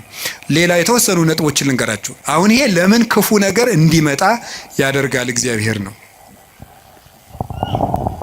አሁን ወደ ርዕሳችን ልመልሳችሁ። እግዚአብሔር ለምን ሰይጣን እንዲፈትነን ምን ይልለታል ነው? ይፈቅድለታል ነው። የመጀመሪያው ነፃ ፈቃድ ስለሰጠን ነው። እስቲ ነፃ ፈቃድ ስለሰጠን በሉ። ምን ነፃ ፈቃድ ስለሰጠን ወይም ሰው ስለሆን ነው እንድንፈተን የፈቀደው እግዚአብሔር። ሰይጣን እንዲፈትነን ለምን ይፈቅዳል ሲባል ሰው ስለሆን። ይሄ ማለት ምን ማለት እንደሆነ ታውቃላችሁ? እግዚአብሔርን ስለምንመስል ነው። ኦሪት ዘፍጥረት ምዕራፍ 1 ቁጥር 26 ላይ እንደተጻፈው እግዚአብሔር እኛን የፈጠረን በአርአያውና በመልኩ ነው። በአርአያውና በመልኩ ነው። በአርአያውና በመልኩ ማለት ራሱን የቻለ ብዙ ነገር ነው ያለው። በመልኩ ፈጠረን ከምንልባቸው መንገዶች አንዱ ምንድነው ይመስላችኋል? በአርአያ በምሳሌ ፈጠረ አንዱ እግዚአብሔር የወደደውን ለማድረግ አስገዳጅ የሌለው ነው። እግዚ ዘይግዕዝዎ ነው። ነፃ የማያወጡት ንጉስ ነው። ገዥ የለበትም፣ አስገዳጅ የለበትም። እግዚአብሔር የፈቀደውን ሲሰራ አስገዳጅ እንደሌለበት የሰው ልጅም የፈቀደውን እንዲሰራ አስገዳጅ ሊኖርበት አይገባም። መምረጥ አለበት። ለምን? እግዚአብሔርን መምሰል የሚችል መምሰል የተሰጠው ምርጫ ያለው ውድ ፍጡር ነው። ትልቅ ፍጡር ነው። አንዱ ትልቅነታችን መምረጥ መቻላችን ነው። መምረጥ ካልቻልን እንስሳ ነን ማለት ነው። አውሬ ነን፣ ድንጋይ ነን ማለት ነው። ወይም እንጨት ነን፣ ወይም ይሄ ጠፈር ነን፣ ወይም ፀሐይ ነን። ፀሐይ ምርጫ የላትም። ጨረቃ ምርጫ የላትም። ከዋክብት ምርጫ የላቸውም። እጽዋት ምርጫ የላቸውም። አንበሳ፣ ዘንዶ፣ አውሬ፣ በግ፣ ከብት ምርጫ የላቸውም። ሰው ምርጫ ያለው ትልቅ ፍጡር ነው። በምርጫችንም እግዚአብሔርን እንመስላለን። ስለዚህ ክፉ ነገር እንዲመጣ ያደረገው መምረጥ የምትችል ልዩ ፍጡር ነህ፣ የመምረጥ ችሎታ ሰጥቻለሁ ነው። ያንን ለማክበር ነው። ወረሳ ያላቲ ከመትግበር ፈቃዳ እንዘ አልቦ ዘይሄይላ ማንም ሳያስገድዳት ነፍስን የወደደችውን እንድትሰራ ስልጣን ሰጣት ይላል መቅደመ ወንጌል ላይ። የሰው ነፍስ ማንም ሳያስገድዳት የፈለገችውን እንድትሰራ ምርጫ ሰጥቷታል። ስለዚህ እግዚአብሔር እኛ እኮ ምርጫ መስጠቱ እሱንም እንድንመርጥ፣ ክፋትንም እንድንመርጥ፣ በጎንም እንድንመርጥ፣ መወሰን እንድንችል ውሳኔ የመወሰን ስልጣን የተሰጠን ልዩ ፍጡሮች መሆናችንን ለማመልከት ፈቃዳችንን ለማክበር ስልጣን ለመስጠት ክፉም እንዲመጣ ወደኛ ፈቀደ፣ በጎም ወደኛ እንዲመጣ ፈቀደ ማለት ነው። እንዲህ ይላል ኦሪት ዘዳግም ምዕራፍ 30 ቁጥር 19 ላይ አሰም ለከ ሰማየ ወምድረ ወእሰሚ በቅድሜከ ሕይወተ ወሞተ በረከተ ወመርገመ ህረያ ለሕይወት ከመትሄው አንተይ ወዘርእከ እኔ በፊትህ ሕይወትንና ሞትን በረከትና መርገምን በፊትህ አስቀምጫለሁ። ሰማይና ምድርን ዳኛ ምስክር አደርግብሃለሁ። ሞትን ትተህ ሕይወትን፣ መርገምን ትተህ በረከትን ምረጥ። የመረጥክ እንደሆነ አንተም ዘርህም በሕይወት ትኖራለህ ይላል። ሞትና ሕይወትን በፊትህ አስቀምጫለሁ፣ በረከትና መርገምን በፊትህ አስቀምጫለሁ። መርገምን ትተህ በረከትን ምረጥ፣ ሞትን ትተህ ሕይወትን ምረጥ። እንዲህ ካደረክ በሕይወት ትኖራለህ። እግዚአብሔር ይህን ስልጣን ሰጥቶናል። የመምረጥ ስልጣን የሰጠን ፈቃድ ሰጥቶናል። ክርስቲያኖች በየቀኑ ዲያብሎስን ለማሸነፍ ምንድነው ማድረግ ያለባቸው ሲባል ጠንቅቆ መምረጥ መቻል ነው። ሲጠንቅቆ መምረጥ መቻል በሉ። ማመስገንና እርግማን፣ ሌብነትና ምጽዋት፣ ትዕቢትና ትህትና፣ ቂምና ይቅርታ በየቀኑ ምርጫ ነው። ክርስትና በየቀኑ እየመረጡ መኖር ነው። መልካሙን እየመረጡ መኖር ነው። ስለዚህ ሰይጣን ለምንድነው የሚፈትነን ካላችሁ፣ ወይም ደግሞ ለምንድነው በሰይጣን እየተሸነፍን ያለን ካላችሁኝ፣ ምርጫችንን መወሰን ስላልቻልን ነው። እግዚአብሔር ለምንድነው ሰይጣን የሚፈትነን ከሆነ በእኛ የሚፈርድብን ለምንድነው ከተባለ መርጠን የምንገዛኛ ነን እንጂ እስቲ በሞቴ አንተ ና አፍንጫህን ብዬ ሳልጥልህ ና ሲጋራ ጭስ። እስቲ ሰይጣን እንደዚህ ያለው ሰው አለ? አንተ ጆሮን ሳልልህ ና ስከር ያላችሁ አለ? ሰይጣን ተገልጦ አንተ በሰይፍ ሳልልህ ና ዘሙት ያለው ሰው አለ? የለም። ወደን መርጠን ነው። ሰይጣን ነው እንጂ እንደሚያደርገኝ ሰይጣን አይደለም። ራሳችንን ምርጫችን ነው። ሰይጣን አቅራቢ ነው፣ እኛ መራጮች ነን። እግዚአብሔር ደግሞ እንድንመርጥ ያደረገን ክብር ሰጥቶን ነው። እስቲ መርጣችሁ ኑሩ። ሰምታችኋል አይደለም? እንዲሁ ዝም ብሎ እግዚአብሔር ዝም ብሎ እንደ ራሳችን ኮምፒውተር እና ስልክ ዝም ብሎ በፓስወርድ የሚዘጋን የሚቆልፈን ሳይሆን ራስህን መዝጋት መክፈት የምትችል ነህ። ልዩ ፍጡር አድርጌሃለሁ። የምትወስንበት ችሎታ፣ እውቀት ሰጥቼ፣ ህሊና ሰጥቼ፣ የሚከስ እዚህ ውስጥ ደግሞ የሚያስታውስ ሬ ነገር ክፉ ነው እምቢል ሰጥቻለሁ። ምረጥ ነው። ታዲያ እንድንመርጥ አድርጎ ስለፈጠረን መልኩን ስለሰጠን ልናከብረው አይገባም እንዴ? እንዲሁ ዝም ብሎ እንደ በሬ ፕሮግራም ስላላደረገን በሬ በቃ እንዲሁ ነው ኑሩ ብሎታ ይኖራል። ምርጫ የለውም። የሚበላውም ምርጫ የለውም። ያው ይሄን የተወሰነለትን እንዲሁ ሰሞኑ ቲማቲም ልብላ ይላል በሬ ይላል። እስኪ ንገሪኝ። ኧረ እንዲሁ ሻዩ ላይ ቅርንፉድ ጨምሩበት ይላል በሬ አለ? ምርጫ አለው? እኛ እኮ መምረጥ ስለቻልን እኮ ነው። ይሄ ደስ አይላችሁ? የምለብሰውን ይሄኛው ነው፣ ይሄ እንዲህ አይነት ሸሚዝ ደስ አይለኝም የምትል እኮ መራጭ አድርጎ ስለፈጠረ፣ ንጉሥ አድርጎ ነው እኮ የፈጠረ። በራስ እንድትወስን እንድንወስን አድርጎ አንግሶ ነው የፈጠረን። ሰብሰን ዘንጉሥ ውእቱ እያይመረ ሰው ንጉሥ ነበር አላወቀም ነው። ማንም ሳይወስንበት የሰው ልጅ ሕይወቱን እንዲወስን እግዚአብሔር ስልጣን ሰጥቶታል። የመለኮት ተሳታፊ ነው። ሱታፊ አምላክ አለው። እግዚአብሔርን ይመስላል። እግዚአብሔር ሳያስገድደው በከመ ፈቀደ ይገብር ወበከመ ሀሌ ይፈጽም አልቦ ዘይብሎ ምን ተገበርከ ዘንተ አይሰምከው ዘንተ አሰነይከ። እግዚአብሔር እንደወደደ እንዲወስን ሰው እንደወደደ እንዲወስን ፈጥሮታል። ከቃሉ ጋር ናችሁ? ከቃሉ ጋር ናችሁ? ስለዚህ አሁን ሁላችሁም ሰይጣን እኛን እየገዛን ያለ በምንድን ነው ካላችሁ ነፃ ፈቃዳችንን ተጠቅሞ እስኪ በሉ። አቤት እንዲያውም አንድ ቅዱስ ዮሐንስ አፈወርቅ የሚለዋል እንዴ ውብ ሴት ባየ ጊዜ እግዚአብሔርን ለምን ውብ አድርጎ ፈጠረ ትላለህ እንዴ ይላል። ታዲያ ምንድን ነው ማለት ያለብህ? የራስህን ፈቃድ ተቆጣጠር እንጂ እግዚአብሔር ለምን ውብ አድርጎ ፈጠረ ትላለህ እንዴ? ብረቱ ላይ ሄደህ እጅ ቢቆረጥ እግዚአብሔር ለምን ብረት ፈጠረ ትላለህ? ራስህ ባለማስተዋል ተቆርጠህ ማለት። ሰይጣንን የሚቀልድብን በምንድን ነው ካላችሁ በፈቃዳችን ነው። አሁንም ቢሆን በዚህ ዘመን የተሳሳቱ ስብከቶች አሉ። ሰይጣን ማንኛውም ሰው ላይ አለ የሚል ስብከት የለም። ሰይጣን ማንኛውም ሰው እየገዛው ነው፣ አይገዛውም። ነፃ ፈቃድህን ከተጠቀምክ ሰይጣን አይገዛችሁም። ፈቃድ እኔ ሰይጣንን አለ ይሁን ምን አለ መሰላችሁ? ቅዱስ ያዕቆብ ሲናገር ያዕቆብ ምዕራፍ 4 ቁጥር 4 እስከ 6 ሲናገር ምን አለ? ኦሆ በልወ ለእግዚአብሔር እንብየ በልወ ለጋኔን ወይርቅ እምኔክሙ። እግዚአብሔርን እሺ በሉት ጋኔንን እምቢ በሉት ከእናንተም ይርቃል ይላል። እግዚአብሔርን እሺ በሉት ጋኔንን እምቢ በሉት ከእናንተም ይርቃል። ሰይጣንን እምቢ በማለት ማራቅ ይቻላል። አልፈልግም በማለት በፍላጎታችን ሰይጣንን አለማቅረብ እንችላለን። በፍላጎታችን የእግዚአብሔር መሆን እንችላለን። የእግዚአብሔር መሆንም ፈቃድ ነው። አሁን አንድ ሰው ይላል እንዲሁ እግዚአብሔር እንዲሁ ጥሩ ሰው ቢያደርገኝ ይላል። እንዴ የወራችሁ እንዴ ሰው እኮ እንጨት አይደለም፣ በግድ አይጠረም። ፈቃድ ያለው ፍጡር ነው። አስፈቅዶ ነው የሚያድነህ። እንዲሁ እግዚአብሔር ሌሊቱን ሙሉ እንደው እንዳልተኛ ቢያደርገኝ አያደርግም እያልኳችሁ ነው። አያደርግም። ወደ መርጠህ ነው ማድረግ። ለምን ያስገድዳል እግዚአብሔር? እንደ እግዚአብሔር ለምን ፈቃዱን ያጋጫል? ፈቃድ ሰጥቶ እንደገና ለምን ያስገድዳል? እንዲሁ እግዚአብሔር ዓለሙን ሁሉ ጥሩ ቢያደርገው ምን ችግር አለ? አያስገድድማ። ነፃ ፈቃዱንሳ እንደዚህ አድሮ ከቃሉ ጋር ናችሁ። እግዚአብሔር ከሁላችን ጋር ይሁን። ስለዚህ እግዚአብሔር እንድንፈተን ያደረገን በምንድን ነው? ነፃ ፈቃዳት። ክርስቲያን ማለት በየቀኑ እየመረጡ መወሰን ማለት ነው። ክርስቶስ የሚወደውንና ለራስ የሚጠቅመንን ነገር መወሰን ነው። ውሳኔያችሁ ላይ ከተጠነቀቃችሁ ሰይጣንን ድል መንሳት ይቻላል ከእግዚአብሔር ቸርነት ጋር ማለት። እንዲሁ ይህን ስፖርት ጌታ ሆይ እንዲሁ ይህን ስፖርት አላቀኝ ትላላችሁ አትሉም? ትላለህ። እስኪ ስለ ስፖርት አላቀኝ ብሎ የጸለየ እስኪ ትላላችሁ? እንዲሁ ይህን ጂም የሚባል የሚዘጋ አምላክ ብሎ የሚያውቃለ? ለምንድን ነው ደስ ብሏችሁ የምትሰሩት? ስትራፖ እየያዛችሁ ደረቱ ጋር እየያዛችሁ ለምንድን ነው ያን የምትሰሩት?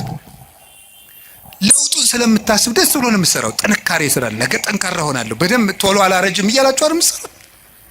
ጎባጣ አልሆንም ቀጥ ብዬ እሄዳለሁ እያላችሁ ነው የምትሰሩት እኮ ማለት ነው። ስለዚህ እንደሚያጠነክር አውቀህ ነው። ነፍስህም እንደዚያው የራሷ ማጠንከሪያ አላት። ነፍስን የሚያጠነክራት ምንድን ነው ካላችሁኝ? መከራ ነው የሚያጠነክራት። ወምንዳቤ አርሃበሊተ ሰፊ ልቡና የሚገኘው ከመፈተን ነው። ተፈትኖ የማያውቅ ሰው አትንኩ ባይ ነው። ከሰው ጋር መኖርም አይችልም። ስለዚህ እግዚአብሔር ከመከራ የተነሳ አሰፋልኝ ያለ ቅዱስ ዳዊት ለዚህ ነው።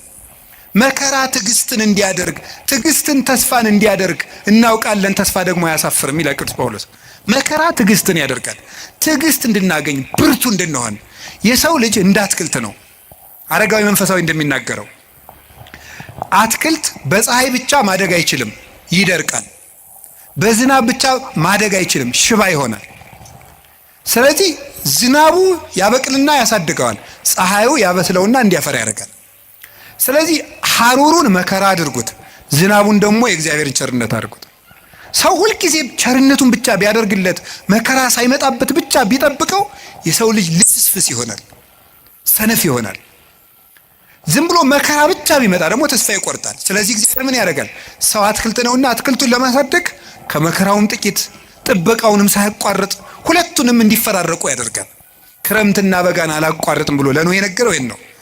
ክረምትና በጋ መፈራረቃቸው ክረምት ብቻ በጋ ብቻም አይደለም። ክረምትም በጋም የራሳቸው ጥቅም አላቸው። በጋ መከራ ነው፣ ክረምት ደግሞ ቸርነት ነው።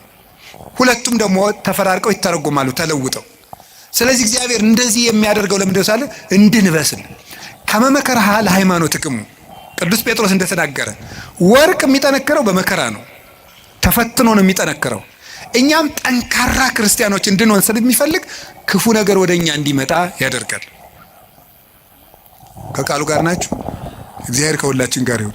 ገበሬ እንዴት እርሻ እንደሚያስለምዱ ብታውቁ ተመስገን ነው። እኔ ገጠር ስላደኩኝ አባቶች ልጁን ቁጥቋጦ ለማስተማር አጋብ የሚባል እሾህ አለ። እጁን ያስጨብጠዋል። እሾሁን ነው የሚያስጨብጠው እኮ ያዘው ይለዋል። ከዚህ በኋላ ምን ይሆናል?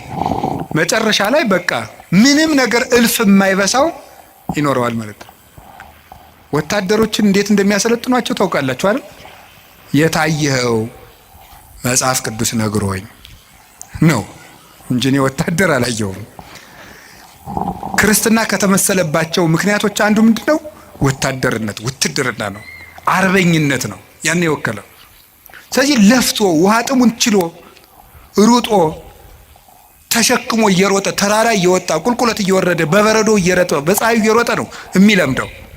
ለምንድነው ሲባል ጠንካራ ድል የማይነሳ እንዲሆን ነው። እስመ ይኮነ ቀትልነ እምኀበ ሥጋ ወደም፣ ውጊያችን ከስጋና ከደም ጋር አይደለም።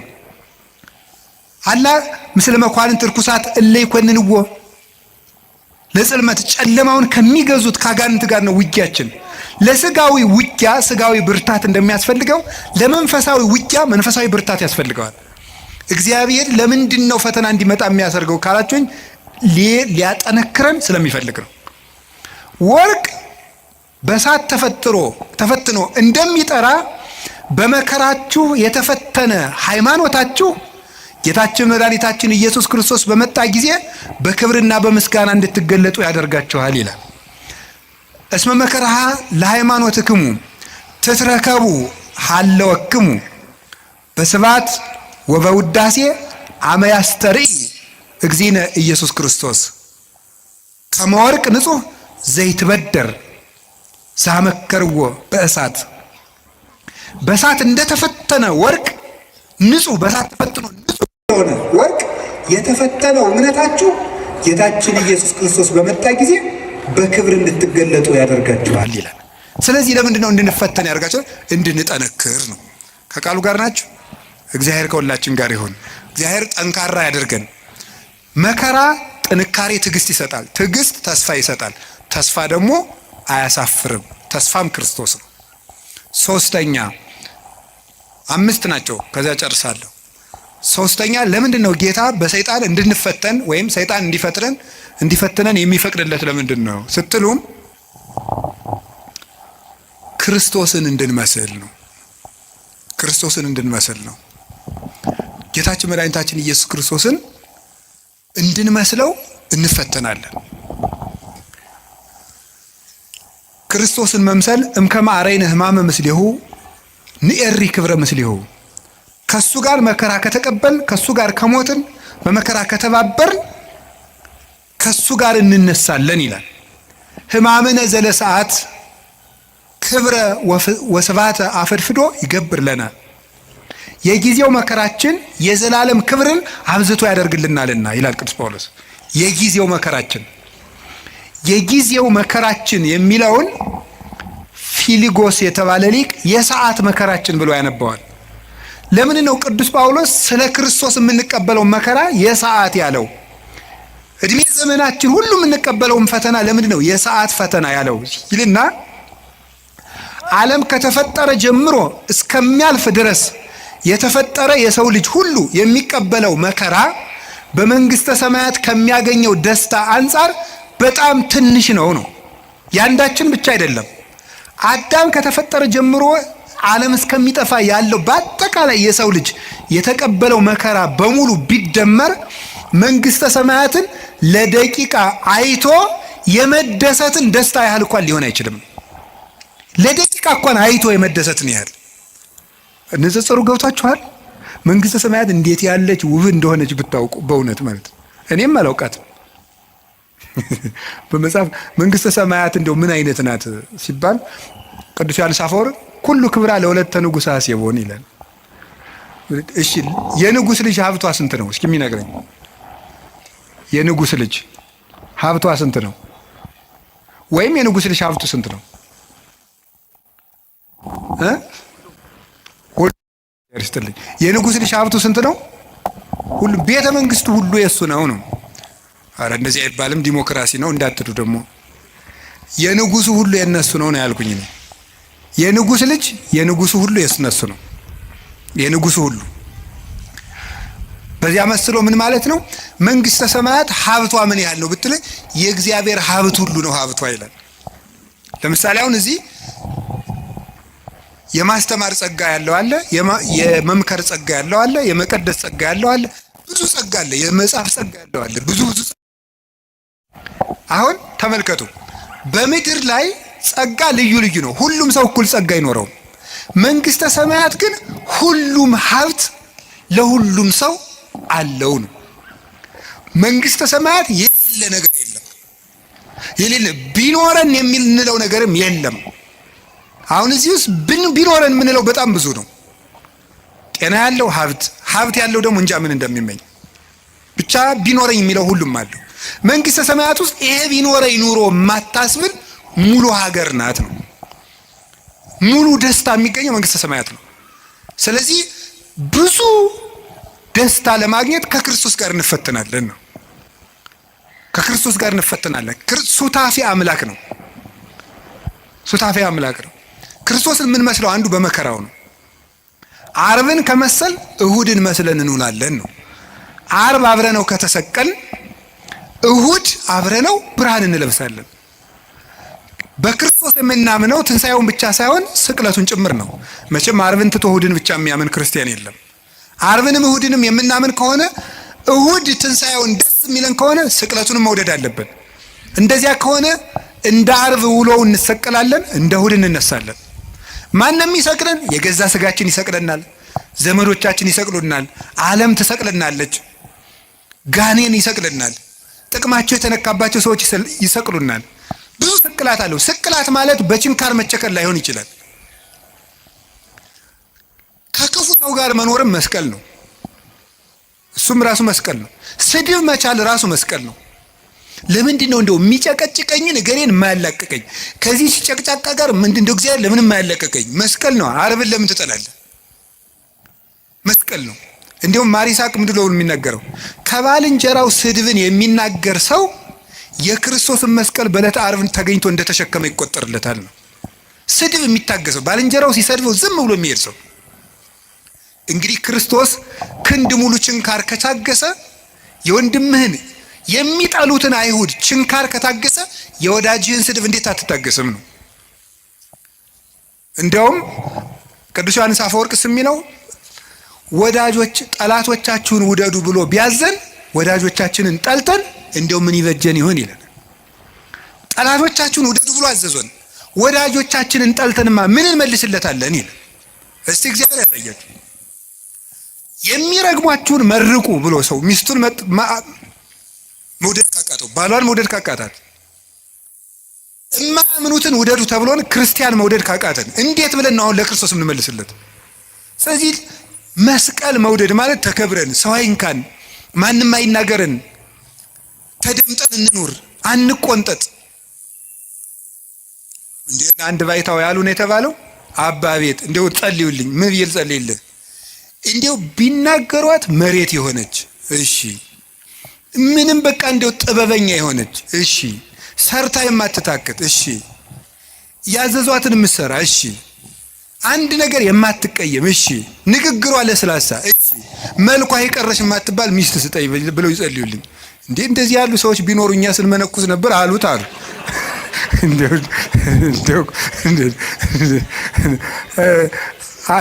እንደዚህ አሉት ይባላል። እንዴ እኮ ይገርማል እኮ። እንደዚያ ስላችሁ ጊዜ ግን እኛ ሴት ጠፍቶ ነው የመነኮስን ማለት አይደለም። እሺ እንደው እናንተ እኮ ክፎች ናችሁ። እንደው እንደዚያ እንዳትወስዱት ደግሞ ማለት ነው። እንደዚያ ሳይሆን ምን ማለት የመሰላችሁ ይውላችሁ በቃ እንደው ምድር የሆነ እንደው ትንፍስ ማይል እንደ የተደላደለ ሰው ስጠኝ መድኃኒዓለም ይላል። ተው እንጂ እንደዚያ ያለ ሰው የሚገኘው ገነት ስትገባ ነው። የለም እንደዚህ ያለ ሰው እወቁት ነው። አውቀን መግባት አለብን። በተኩላ መካከል እልካችኋለሁ ነው ያለ። በምን መካከል ነው? እንዴ ይገርማችኋል እኮ በበግ መካከል እልካችኋለሁ እኮ አይደለም፣ በተኩላ መካከል ትኖራላችሁ ነው ያለ። አሰሪ ተኩላ ሊሆን ይችላል፣ ሚስት ተኩላ፣ ባል ተኩላ፣ ተኩላ ልጅም ሊኖረን ይችላል፣ ተኩላ ቄስም ሊኖር ይችላል፣ መነኩሴም አባም ይኖራል። በእነዚህ መካከል እንዲሁ መድኃኒዓለም አቤት እንዲሁ ቢላችሁ ራሱ የምትሉት እነዚህን ክፉ ክፉ ቄሶች እንዲሁ ምጥጥ ብታደርጋቸው አያደርግም። በተኩላ መካከል ኑር ብለዋል። ኑር በምን መሃል ነው? በተኩላ መሃል ነው የምንኖረው። እንዲሁ ጌታ ሆይ ቸር አባት ስጠን፣ እነዚህን ክፎች አጥፍተን። አያጠፋም። እስከ ዓለም ፍጻሜ መናፍቅም አይጠፋም፣ ሌባም አይጠፋም፣ ሙዳይ ምጽዋት ገልባጭም አይጠፋም፣ ጉቦኛም አይጠፋም፣ ወንበዴም አይጠፋም፣ ዘረኛም አይጠፋም። ተኩላም አለ፣ በግም አለ ክርስቶስ እስከሚመጣ ድረስ። ይሄንን አውቃችሁ ዓርብ አብረነው መዋል፣ እሑድ አብረነው ትንሣኤውን ማክበር። እስኪ ዓርብም አብረን እንውላለን በሉ። እሺ እሑድም አብረን ደስ ይለናል በሉ እንጂ። ዓርብ አብረነው እንቀበራለን በሉ። እሑድ አብረነው እንነሳለን። እስቲ ዓርብን ተወዷታላችሁ? ስቅለትን ተወዷታላችሁ? በጣም ጥሩ። ዓርብን ዓርብ እኮ ስቅለት እኮ ገነት የተከፈተበት፣ ዲያብሎስ የተሻረበት፣ ካሳ የተካሰበት፣ ቤዛችን ኢየሱስ ክርስቶስ ለኛ ቤዛ አስታራቂ ብሎ ስጋውን ቆርሶ ደሙን አፍሶ የሰጠበት፣ ማእከለ ሰማይ ወምድር ሆኖ ምድርና ሰማያትን በሙሉ የቀደሰበት ቀን ነው። ዓርብን ከወደዳችሁት ከጎረቤትም ከልጅም ከቤተሰብም ከዚህ ዓለም ሲስተምም ከባለስልጣንም ከምንም የምንቀበለው መከራ ሁሉ ዓርብን መሳተፍ ስላለብን ነው። ክርስቲያኖች ይሄንን ሱታፌ ሊያመልጠን አይገባም። እንዲያውም መንግስተ ሰማያት ከዮሐንስ መጥምቅ እስከ ዛሬ ተገፍታለች አለና ምንድን ነው ያለ? ግፏን ይትማሰጥዋ፣ ግፈኞች ይነጣጠቋታል ይላል። ይሄን ምን ይላሉ? መከራ አይለፈን ብለው ልክ የተራቡ ሰዎች የሚወዱትን ምግብ እየተነጣጠቁ የሚመሩት መከራውን እየተነጣጠቁ ትሩፋቱን የሚሰሩት ናቸው። እነ ቅዱስ ፋሲለደስ እኮ ምንድን ያሉት መስላችሁ? ይሄ ዲዮቅልጥያኖስን እንዲህ አሉት፣ እኛ ክርስቶስ እናምናለን አለ። አንተ ታምናለህ? አታምንም? አናምንም። አላምንም አለ። ከዛ ምን አሉት መሰላችሁ? ክርስቶስን የሚያምንን ሰው እምትገልድ ሰው አይደለህ፣ እኛን የማትገለን ከሆነን አንተን እንገላለን አሉት። እንዴ ምን ማለት ነው ይሄ? ክርስቶስን የሚያምን ሰው ይገላል። እነሱን ግን በስልጣናቸው ፈልቶ እነሱ ሰማዕትነትን እየፈለጉ አልገላቸዋል። ክርስቶስን የሚያምነውን ሁሉ ክርስቲያኖች ከገደልክ እኛም ክርስቲያኖች ነን፣ ክርስቲያኖች ያንን ለምን የማትገደል ብለው እንዲገላቸው ያስፈራሩት ነበር። ሰማዕትነትን ከመውደዳቸው የተነሳ ማለት ነው። ስለዚህ ከክርስቶስ ጋር መሳተፍ እንዴት እድል ነው። ቅዱስ ጳውሎስ ምንድን ነው ያለ መሰላችሁ? ቢቻለኝስ በሞቱም እንኳን ልመስለው እወዳለሁ ነው ያለ። ቢቻለኝ በሞቱም ልመስለው እወዳለሁ። ለምን? የትንሣኤውን ኃይል አውቃለሁና፣ አብሬው እንደምነሳ አውቃለሁና። ስለዚህ ምንም ነገር በሽታ ሊሆን ይችላል፣ ማጣት ሊሆን ይችላል፣ እንግልት ሊሆን ይችላል፣ መገፋት ሊሆን ይችላል፣ ስም መጥፋት ሊሆን ይችላል። ዓርብ ነው። ማጣት ከሆነ ጌታችን ልጆቻችሁ ሞተውባችሁ ወይም ጥለዋችሁ ሄደው ክደዋችሁ ከሆነ የወለዶቻቸው መናፍቅ ሊሆኑ ይችላሉ። ጠብቁ። ግን ልጆቻችሁ ቢክዷችሁ ክርስቶስም ልጆቹ ክደውት ብለዋል። ዓርብ ክደውት ነው ያሉ። ከአንድ ከቅዱስ ዮሐንስ በቀር አናውቀውም ብለዋል። አታችሁ ከሆነ ክርስቶስም ልብሱን አጥቶ ተገፎ ነው ያለው። ስማችሁ ተጠፍቶ ከሆነ ክብር ምስጋና ይገውና ወንበኔ ሲባል ሲሰደብ ነው ያለው። ስሙ ኢየሱስም ሲሰደብ ውሏል። ቆስላችሁት ከሆነ የማይድን በሽታ ይዟችሁ ከሆነ እሱ ሲቆስል ነው ያለው። ይሄ ነው እሱ ጋር ነው የተሰቀል ነው። ስንጠመቅ እኮ ይውላችሁ ውሃ ውስጥ ቄሱ እንዲህ አድርጎ ውሃ ውስጥ የሚጨምረን ዋናው ምክንያት ምንድን ነው? ከክርስቶስ ጋር ተቀብረናል ማለት ነው። ብቅ የሚያደርገን ደግሞ ከክርስቶስ ጋር ተነስተናል ነው። ከክርስቶስ ጋር ሱታፌ ነው። እና ቅዱስ ጊዮርጊስ ያለው ምንድን ነው? መከራህን ስላሳተፍከኝ አመሰግናለሁ ነበር የሚለው። አንድ መከራ ተቀብሎ ሲጨርስ፣ ቅድስት አርሴማ በእሳት ውስጥ ስትወርውራ ስትጨርስ፣ አንበሳ ተወርውራ ገርፈዋት ደብድበዋ ሲጨርሱ ጌታዬ ኢየሱስ ክርስቶስ መከራህን ስላሳተፍከኝ አመሰግናለሁ። አቡነ ተክለ ሃይማኖት የምታርፍበት ጊዜ ደርሷል ሲላቸው ጌታ መጥቶ ጌታዬ ኢየሱስ ክርስቶስ የምትወደኝ ከሆነ የዕለተ ዓርብ ውሎህን እንደ ቅዱስ ጊዮርጊስ አሳትፈኝ ነው ያሉት። ይህንን ተሳትፍ ሱታፌ ይፈልጉታል። ከክርስቶስ ጋር የሞተ ዘሐመ ምስለ ክርስቶስ ይነግስ ምስለ ክርስቶስ። ከክርስቶስ ጋር የታመመ ከክርስቶስ ጋር ይነግሳል ይላል ርቱዕ ሃይማኖት። ይህንን ለማድረግ ነው ጌታ መከራ እንድንቀበል ያደርገን። መከራውን አሳትፎ ትዕግስቱን አድሎ ትንሣኤውንም ያድለን መድኃኔዓለም። አራተኛ ነው ሶስተኛ ነው? አራተኛ ዲያብሎስ አቅም እንደሌለው ለማሳየት ነው እንዲፈትነን የሚፈቅድለት። ምንድን ነው ያልኳችሁ? በሉ እንጂ አይዟችሁ። ምን እንደሌለው ለማሳየት ነው? አቅም እንደሌለው ለማሳየት ነው። ዲያብሎስ አቅም የሌለው ደካማ መሆኑን ለማሳየት ነው። አቅም የለውም። የማቴዎስ ወንጌል ምዕራፍ 16 ቁጥር 19 ላይ ሲናገር ቅዱስ ጴጥሮስም ይሎታል፣ አንተ አለት ነህ፣ በአንተ አለትነት ላይ ቤተክርስቲያኔን እሰራታለሁ ብሎታል። አንተ አለት ነህ፣ በአንተ አለትነት ላይ ቤተክርስቲያኔን እሰራታለሁ አለና ምን የሲኦል ደጆችም ምን አይሏትም ነው ያለው? አይችሏትም። የሲኦል ደጆች ማለት ነው የገሃነም ደጆች አይችሏትም። ወደ ገሃነም የሚወስዱ በሮች የተባሉት አጋንንት ናቸው። በበር በኩል ወደ ቤት እንደሚገባው ወደ እሳት ቤት የሚወስዱ አጋንንት ናቸው። እነዚህ ቤተክርስቲያንን መቋቋም አይችሉም ነው። ቤተክርስቲያን ዲያብሎስ ሁሉንም አቅም ቢጠቀም ከክርስቶስ ቤተክርስቲያን በታች መሆኑን ለማሳየት ነው።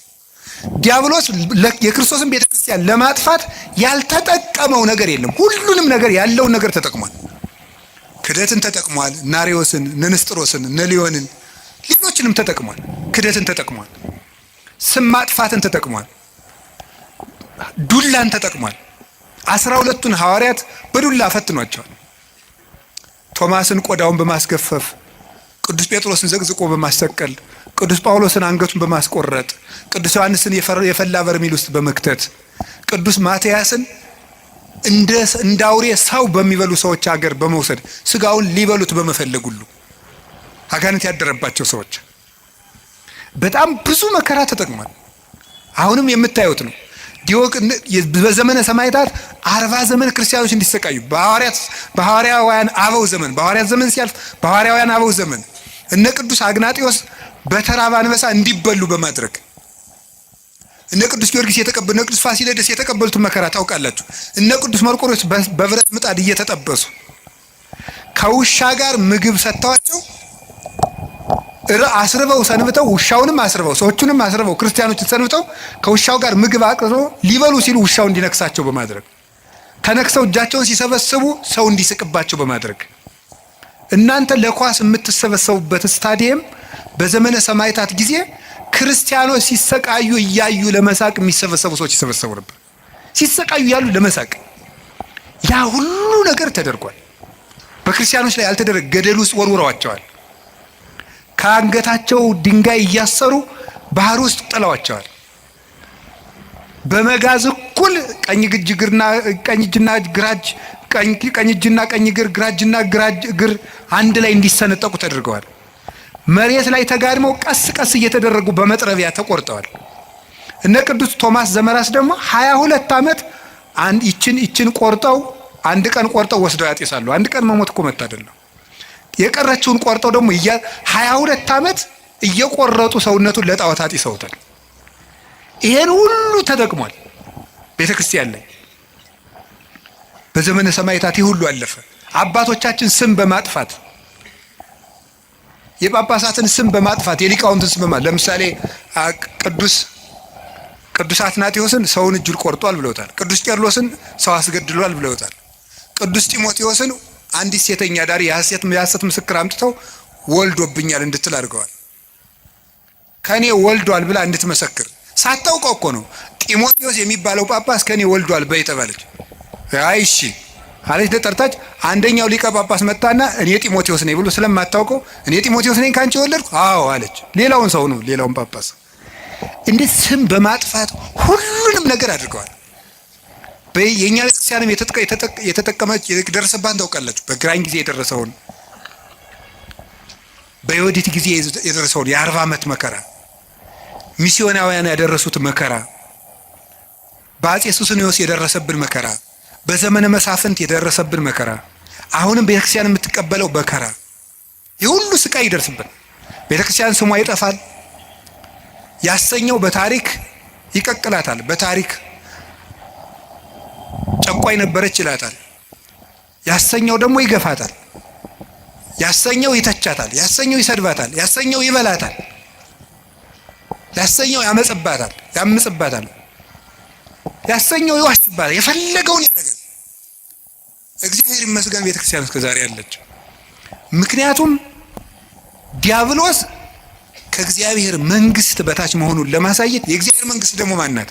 ቤተክርስቲያን ናት። ቤተክርስቲያን የእግዚአብሔር መንግስት ናት።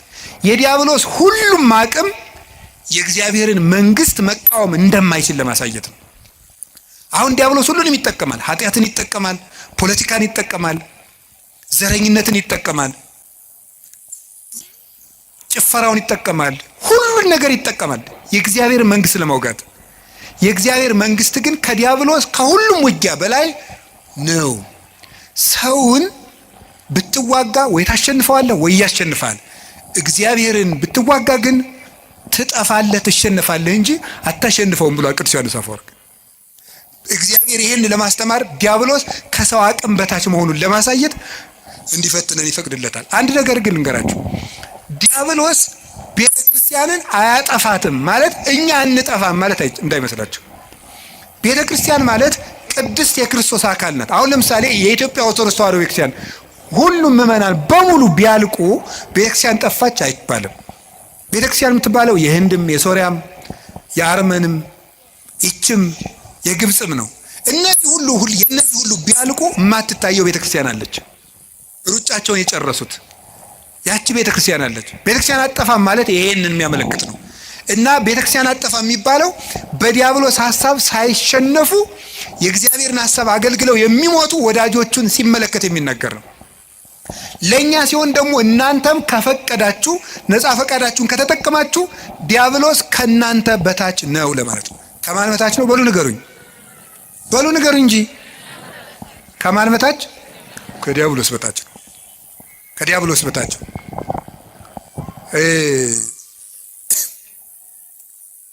በጉልበት ያልተቻለ በእግዚአብሔር ይቻላል። ዲያብሎስ አሁን ዛሬ በጣም እኔ የገረመኝ በዚህ ዘመን የሚመጡ ሰዎች አንዳንዶቹ ምን ያደርጋሉ መሰላችሁ?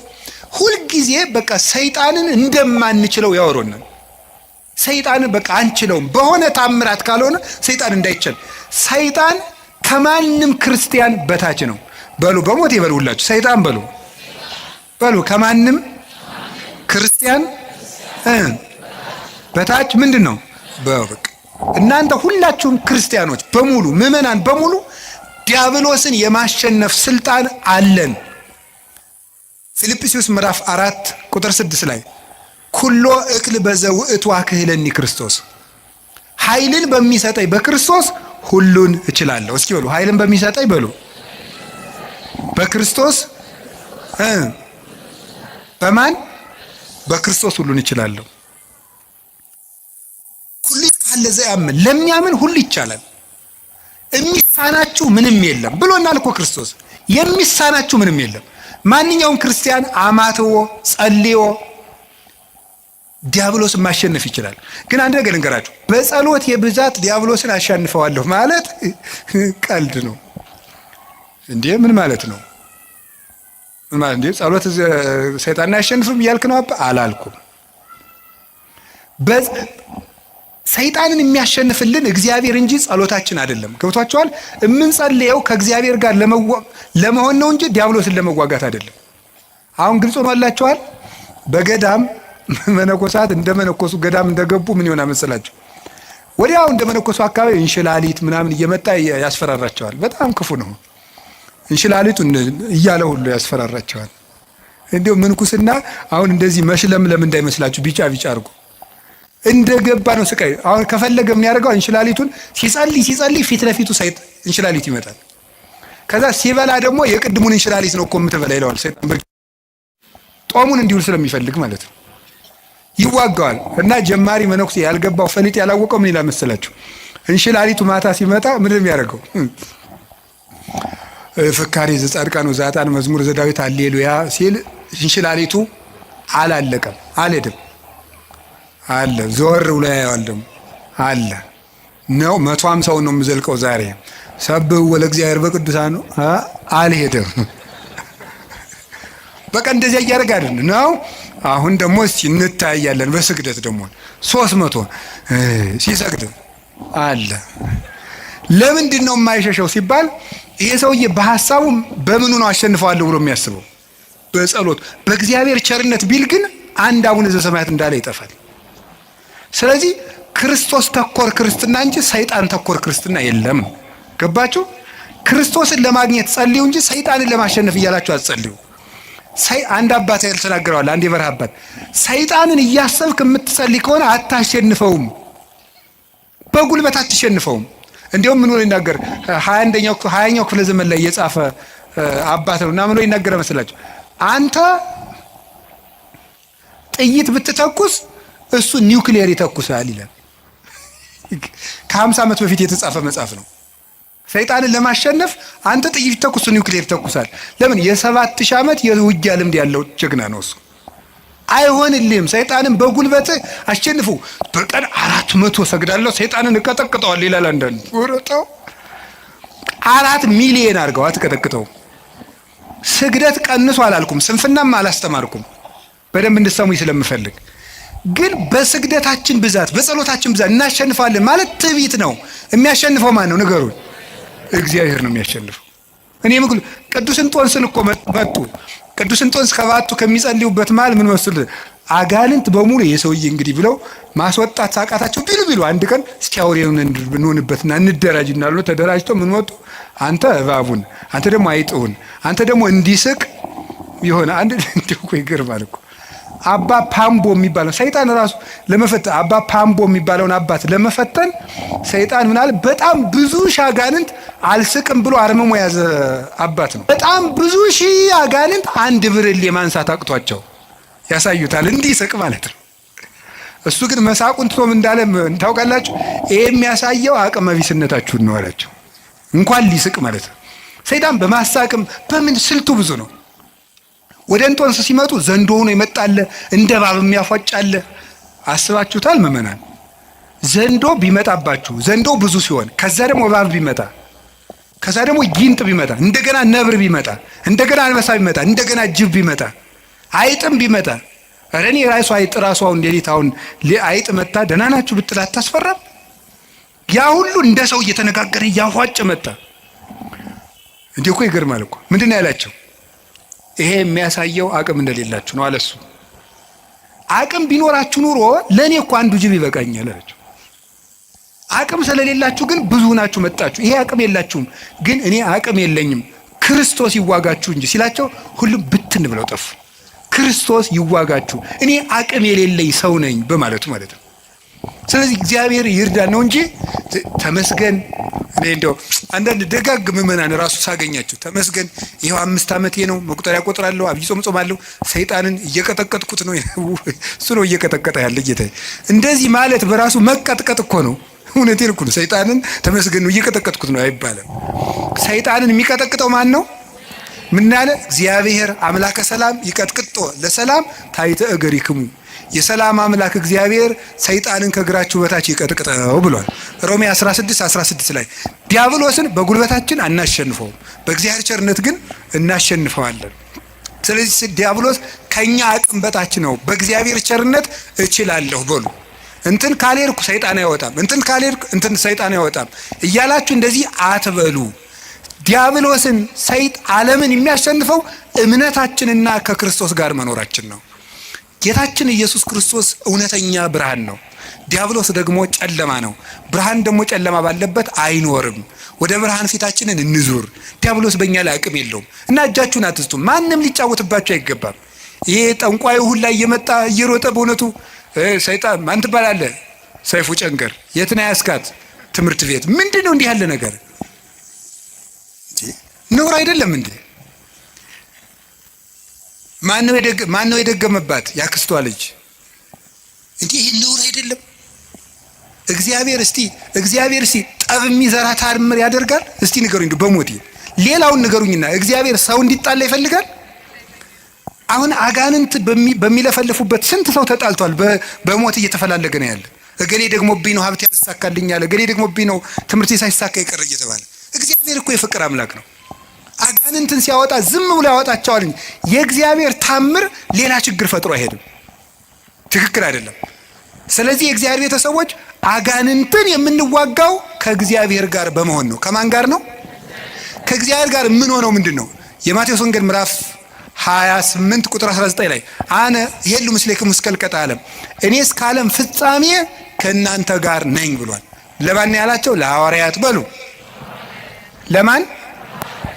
እኔ እስከ ዓለም ፍጻሜ ከማን ጋር ነኝ? ሐዋርያት ዛሬ አሉ? በስጋ አሉ? በእናንተ ቤተ ክርስቲያን እኖራለሁ እያላቸው ነው። ስለዚህ ከእግዚአብሔር ጋር ለመኖር ቤተ ክርስቲያን ውስጥ አትጥፉ። እንዲያው ንገራችሁ እንዲያው ሰይጣን የሚያስለቅቅ ጸበል የትኛው ነው? የዮሐንስ መጥምቅ ይሻላል። አቡነ ተክለ ሃይማኖት ጥሩ ናቸው አሉ። የሚካኤል ነው ጥሩ። የትኛውም ቤተ ክርስቲያን ውስጥ አጋንንት ይሸነፋል። እስኪ በሉ የትኛውም በሉ። ቤተ ክርስቲያን ውስጥ ማን ይሸነፋል? አጋንንት ይሸነፋል። ከቤተ ክርስቲያን ጋር ህብረት ይኖራችሁ። ሚካኤል ከሆነ ደብራችሁ ሚካኤል ጋር ህብረት፣ እዚያው ሁኑ። እዚያው ክርስቶስ አለ። ገብርኤል ከሆነ እዚያው ህብረታችሁ፣ እዚያው ህብረታችሁ ውስጥ አትነጠሉ። የክርስቶስ ህዋስ መሆናችንን ጠብቁ። ክርስቲያን የክርስቶስ ህዋስ ነው። ህዋሱ የሚበሰብሰው ከአካሉ ተቆርጦ ሲጣል ነው። ካልተቆረጥን እኛን የሚነካን የለም። ህዋሱ ቤተ ክርስቲያን አካሉ ናት። ክርስቶስ ራስ ነው። እኛ ደግሞ ይህች ጣት ናት። እችን ጣት ምስጥ የሚበላት ተቆርጣ ስትወድቅ ነው። ከአካሏ ጋር ከኖረች የሚነካት የለም። ቤተ ክርስቲያን የክርስቶስ አካል ናት። ከቤተ ክርስቲያን ጋር ህብረት ካለን ዲያብሎስ እኛን መንጠቅ አይችልም። እግዚአብሔር ከሁላችን ጋር ይሁን። የመጨረሻው አምስተኛው እግዚአብሔር ለምን ሰይጣን እንዲፈትነን ይፈቅድለታል? አምስተኛው ከፈተናው ስለምናተርፍ ነው። እስኪ በሉ ድገሙ። ስለምናተርፍ ወይም ደግሞ ምን ስለምናገኝበት ይመስላችኋል? ጸጋ ስለምናገኝበት ማለት ነው። ጸጋ ስለምናገኝበት አንድ ሁለት ነገሮችን ልጠቁምና ልጨርስ እዚሁ ሀሳብ ላይ። ለምሳሌ እግዚአብሔር ዲያብሎስ ኢዮብን ልፈትነው ሲለው ምን አደረገው? ፈቀደለት? ከለከለው? በል ንገር እንጂ። ፈቀደለት። ምኑን ፈተነው? ገንዘቡን ጨረሰበት። ከዛ ቀጥሎ ምኑን ጨረሰበት? ልጆቹን ጨረሰበት። ከዛ ቀጥሎ ምኑን? አካሉን። ሶስቱንም ነው ያጣ። ገንዘቡንም አጣ። ሰው እኮ ገንዘብ ቢያጣ ልጆቹ ሰርተው ይሰጡታል። ልጅ ቢያጣ ራሱ ሰርቶ ይበላል። ኢዮብ ሶስቱንም ነው ያጣ። ልጅም አጣ፣ ገንዘብ የሚያመጣ ልጅም አጣ፣ ሰርቶ የሚኖርበት ጉልበትም አጣ። ሶስቱንም አጣ። ዲያብሎስ ያን ሁሉ ሲነሳው እግዚአብሔር ዝም አለ። መጨረሻ ላይ ግን ከ7 ዓመት ፈተና በኋላ እግዚአብሔር እጥፍ ልጅ፣ እጥፍ ከብት፣ እድሜም ጨምሮ ሰጠው ይላል። ማሪሳቅ ይላል እስመ እግዚአብሔር ሎቱ ስብሐት በእንተ ብዝኃ ጸጋሁ ያበዋ ለነፍስ ውስተ ኩሉ ጻዕረ ምንዳቤ። እግዚአብሔር ክብር ምስጋና ይግባውና ለነፍስ ስለሚሰጣት ብዙ ጸጋ ሲባል ሰውነትን ወደ ብዙ መከራ እንዲገባ ያደርጋል ይላል። እንድናተርፍበት ነው። ጸጋ እንድናተርፍ ነው። የመጀመሪያው ነፍሳችን እናተርፋታለን። ስጋችን እናተርፋለን። ምናልባት ከፈተና እንግዲህ እግዚአብሔር መሸለመኝ እንዳትሉ፣ ሽልማቱ ወይ ጊዜ ያለው ካልተሸለማችሁበት ደግሞ በነፍስ ሸልሟችኋል ማለት ነው። ይህን ነው መረዳት የሚገባው። ቅዱስ ጳውሎስ ታሞ ነበረ። ታሞ እግዚአብሔር አድነኝ አስተብቋይ ክወለ ጊዜ የስልሰ ጌታዬን 3 ጊዜ ፈውሰኝ አልኩት አለ። ከፍተኛ ራስ ምታትና ውጋት ነበረበት። ሌት እንኳን እየሰፋ ቀን ሙሉ የሚያስተምረው ቅዱስ ጳውሎስ ምንድነው ያለው መሰላችሁ? ጌታዬ ፈውሰኝ አለው። ምንድነው ያለው? ፈውሰኝ ሲለው ጌታ ምንድነው ያለው? ያክለከ ጸጋዬ ይበቃሃል አለው። ምን ይበቃል ነው ያለው? ጸጋዬ ይበቃል። የሰጠው ጸጋ ብዙ ነው አለው። ይሄንን ወስዶ ቅዱስ ባስልዮስ ዘቂሳርያ ምን አለ? ድዊው ጳውሎስ ድውያንን ይፈውሳል ይላል። ምኑ ጳውሎስ? ድዊው ጳውሎስ ህመም አለው። ግን የቅዱስ ጳውሎስ ራሱን ማዳን ሳይችል ይታመማል። ግን የጨርቁ ጫፍ ተቆርጦ ሲሄድ ሞት ይፈራዋል። የቅዱስ ጳውሎስን ልብሱን እኮ ሞት ይፈራዋል። ከጨርቁ ጫፍ ተቆርጦ ሄዶ ከሞተ ሰው ላይ ሲጣል ሙት ይቀሰቀስ ነበረ። ሞትን የሚሽር ስልጣን ያገኘው ታሞ ነው። መታመም ጸጋ ያሰጣል። ስለዚህ እግዚአብሔር ለምንድን ነው ሁሉ መከራ የሚያደርገው ሲባል እንድናተርፍበት ነው። እንድናተርፍ ስለሚፈልግ እግዚአብሔር ሰይጣን ሲፈትን ዝም ይለዋል። ባኮቴት በምስጋና በትዕግስት ከተቀበልነው ሁሉም ነገር ለትርፍ ነው። መንግስተ ሰማያትን እናተርፍበታለን። ደስታን እናተርፍበታለን። ኦርቶዶክሳዊነት ማለት መከራ ውስጥ ገብቶ ደስታን ማግኘት ነው። ክርስቲያን ሆናችሁ ደስታን ማንም እንዳይነጥቃችሁ የምትፈልጉ ከሆነ ሁልጊዜ ስታዝኑ ነው የምትኖሩት። ክርስቲያንነት ማለት ዓለም የማይደሰትበትን ነገር መርጦ የማይነጥፍ ደስታ ውስጥ መግባት ነው። ያ የማይነጥፍ ደስታ ክርስቶስ ነው። እንዲህ አላቸው ሐዋርያትን፣ ወለፍስሐክሙኒ አልቦ ዘያህይደክሙ፣ ደስታችሁን የሚወስድባችሁ የለም አላቸው። ደስታችሁን የሚወስድባችሁ የለም አላቸው። ከዛ ዓይናቸው እንደሆነ አውጥተዋቸዋል፣ እጃቸውን ቆርጠዋቸዋል፣ ገርፈዋቸዋል፣ ከምኩራብ አውጥተዋቸዋል፣ የፈላ እሳት ውስጥ ጥለዋቸዋል፣ ወርውረዋቸዋል፣ ደብድበዋቸዋል፣ ከበሬ ጅራት ቋጥረው ጎትተዋቸዋል። እንደዚያ ከሆነ ደስታችሁን የሚወስድባችሁ የለም የሚላቸው ለምንድን ነው? ደስታቸው ማን ስለነበረ ነው? እኔን የሚወስድባችሁ የለም ነው። በልብስ ልደሰት ብትል ልብስን ወይ ሰዎች ይወስዱታል፣ ወይም የተሻለ ልብስ አሰፍተው የሚመጡ ሰዎች ያስቀኑና በአንተ ልብስ መደሰት ታቆማለህ። በጤና ብትደሰት ሲያምህ ይከፋል። በመልክ ብትደሰት ስታረጅ ይከፋል። በሚስታችሁ ብትደሰቱ ስትሞት ይከፋችኋል። በባል ብትደሰቱ ሲሞት ይከፋል። ቅዱስ ጎርጎርዮስ እንደተናገረ በሀብት ብትደሰቱ ስታጡት ትከፋላችሁ። በሹመት ብትደሰቱ ስትሻሩ ይከፋችኋል። በክርስቶስ ብትደሰቱ ግን ማንም አይወስድባችሁ። እሱን ማን ይነጥቀናል? ሁሉ ይወሰዳል። የማይወሰድ ሀብት ክርስቶስ ነው። ስለዚህ ቅዱስ ጳውሎስ ምን አለ? እላችኋለሁ በክርስቶስ ደስ ይበላችሁ አለ። እላችኋለሁ በማን ደስ ይበላችሁ አለ? ደግሜ እላችኋለሁ በክርስቶስ ደስ ይበላችሁ አለ። ሁልጊዜ በጌታ ደስ ይበላችሁ አለ። ለምን ነው ሁልጊዜ በጌታ ደስ ይበላችሁ? አሁን ምግብ ሁልጊዜ ማስደሰት ይችላል? እስኪ አሁን ጧት የበላነውን ምግብ ማታ እንደገናም ጧት አያስደስትም። አንድ ልብስ እኮ እንደውም ጥሩ ልብስ የሚያስደስተው አልፈን ስለምንለብሰው ነው። ሁሉ ነገር ሁልጊዜ አያስደስትም። አንድ ቀን ቢያስደስት፣ ክርስቶስ ግን ሁልጊዜ ደስታችን ነው። ይሄን ደስታ ለማግኘት የማያልቅ ደስታ ለማግኘት ጥቂት ደስታዎቻችን እንድናጣ ይፈቅዳል ክርስቶስ። የማይነጥፈው ደስታችን መድኃኔ ዓለም ነው። የልቡናችን ደስታ፣ የነፍሳችን ረሃብ፣ ጥጋባችን፣ የልቡናችን ዘውድ፣ የሰውነታችን ትምክት እርሱ ክርስቶስ ነው። ሁልጊዜ በክርስቶስ ደስ ይበላችሁ። ወስብሐት ለእግዚአብሔር።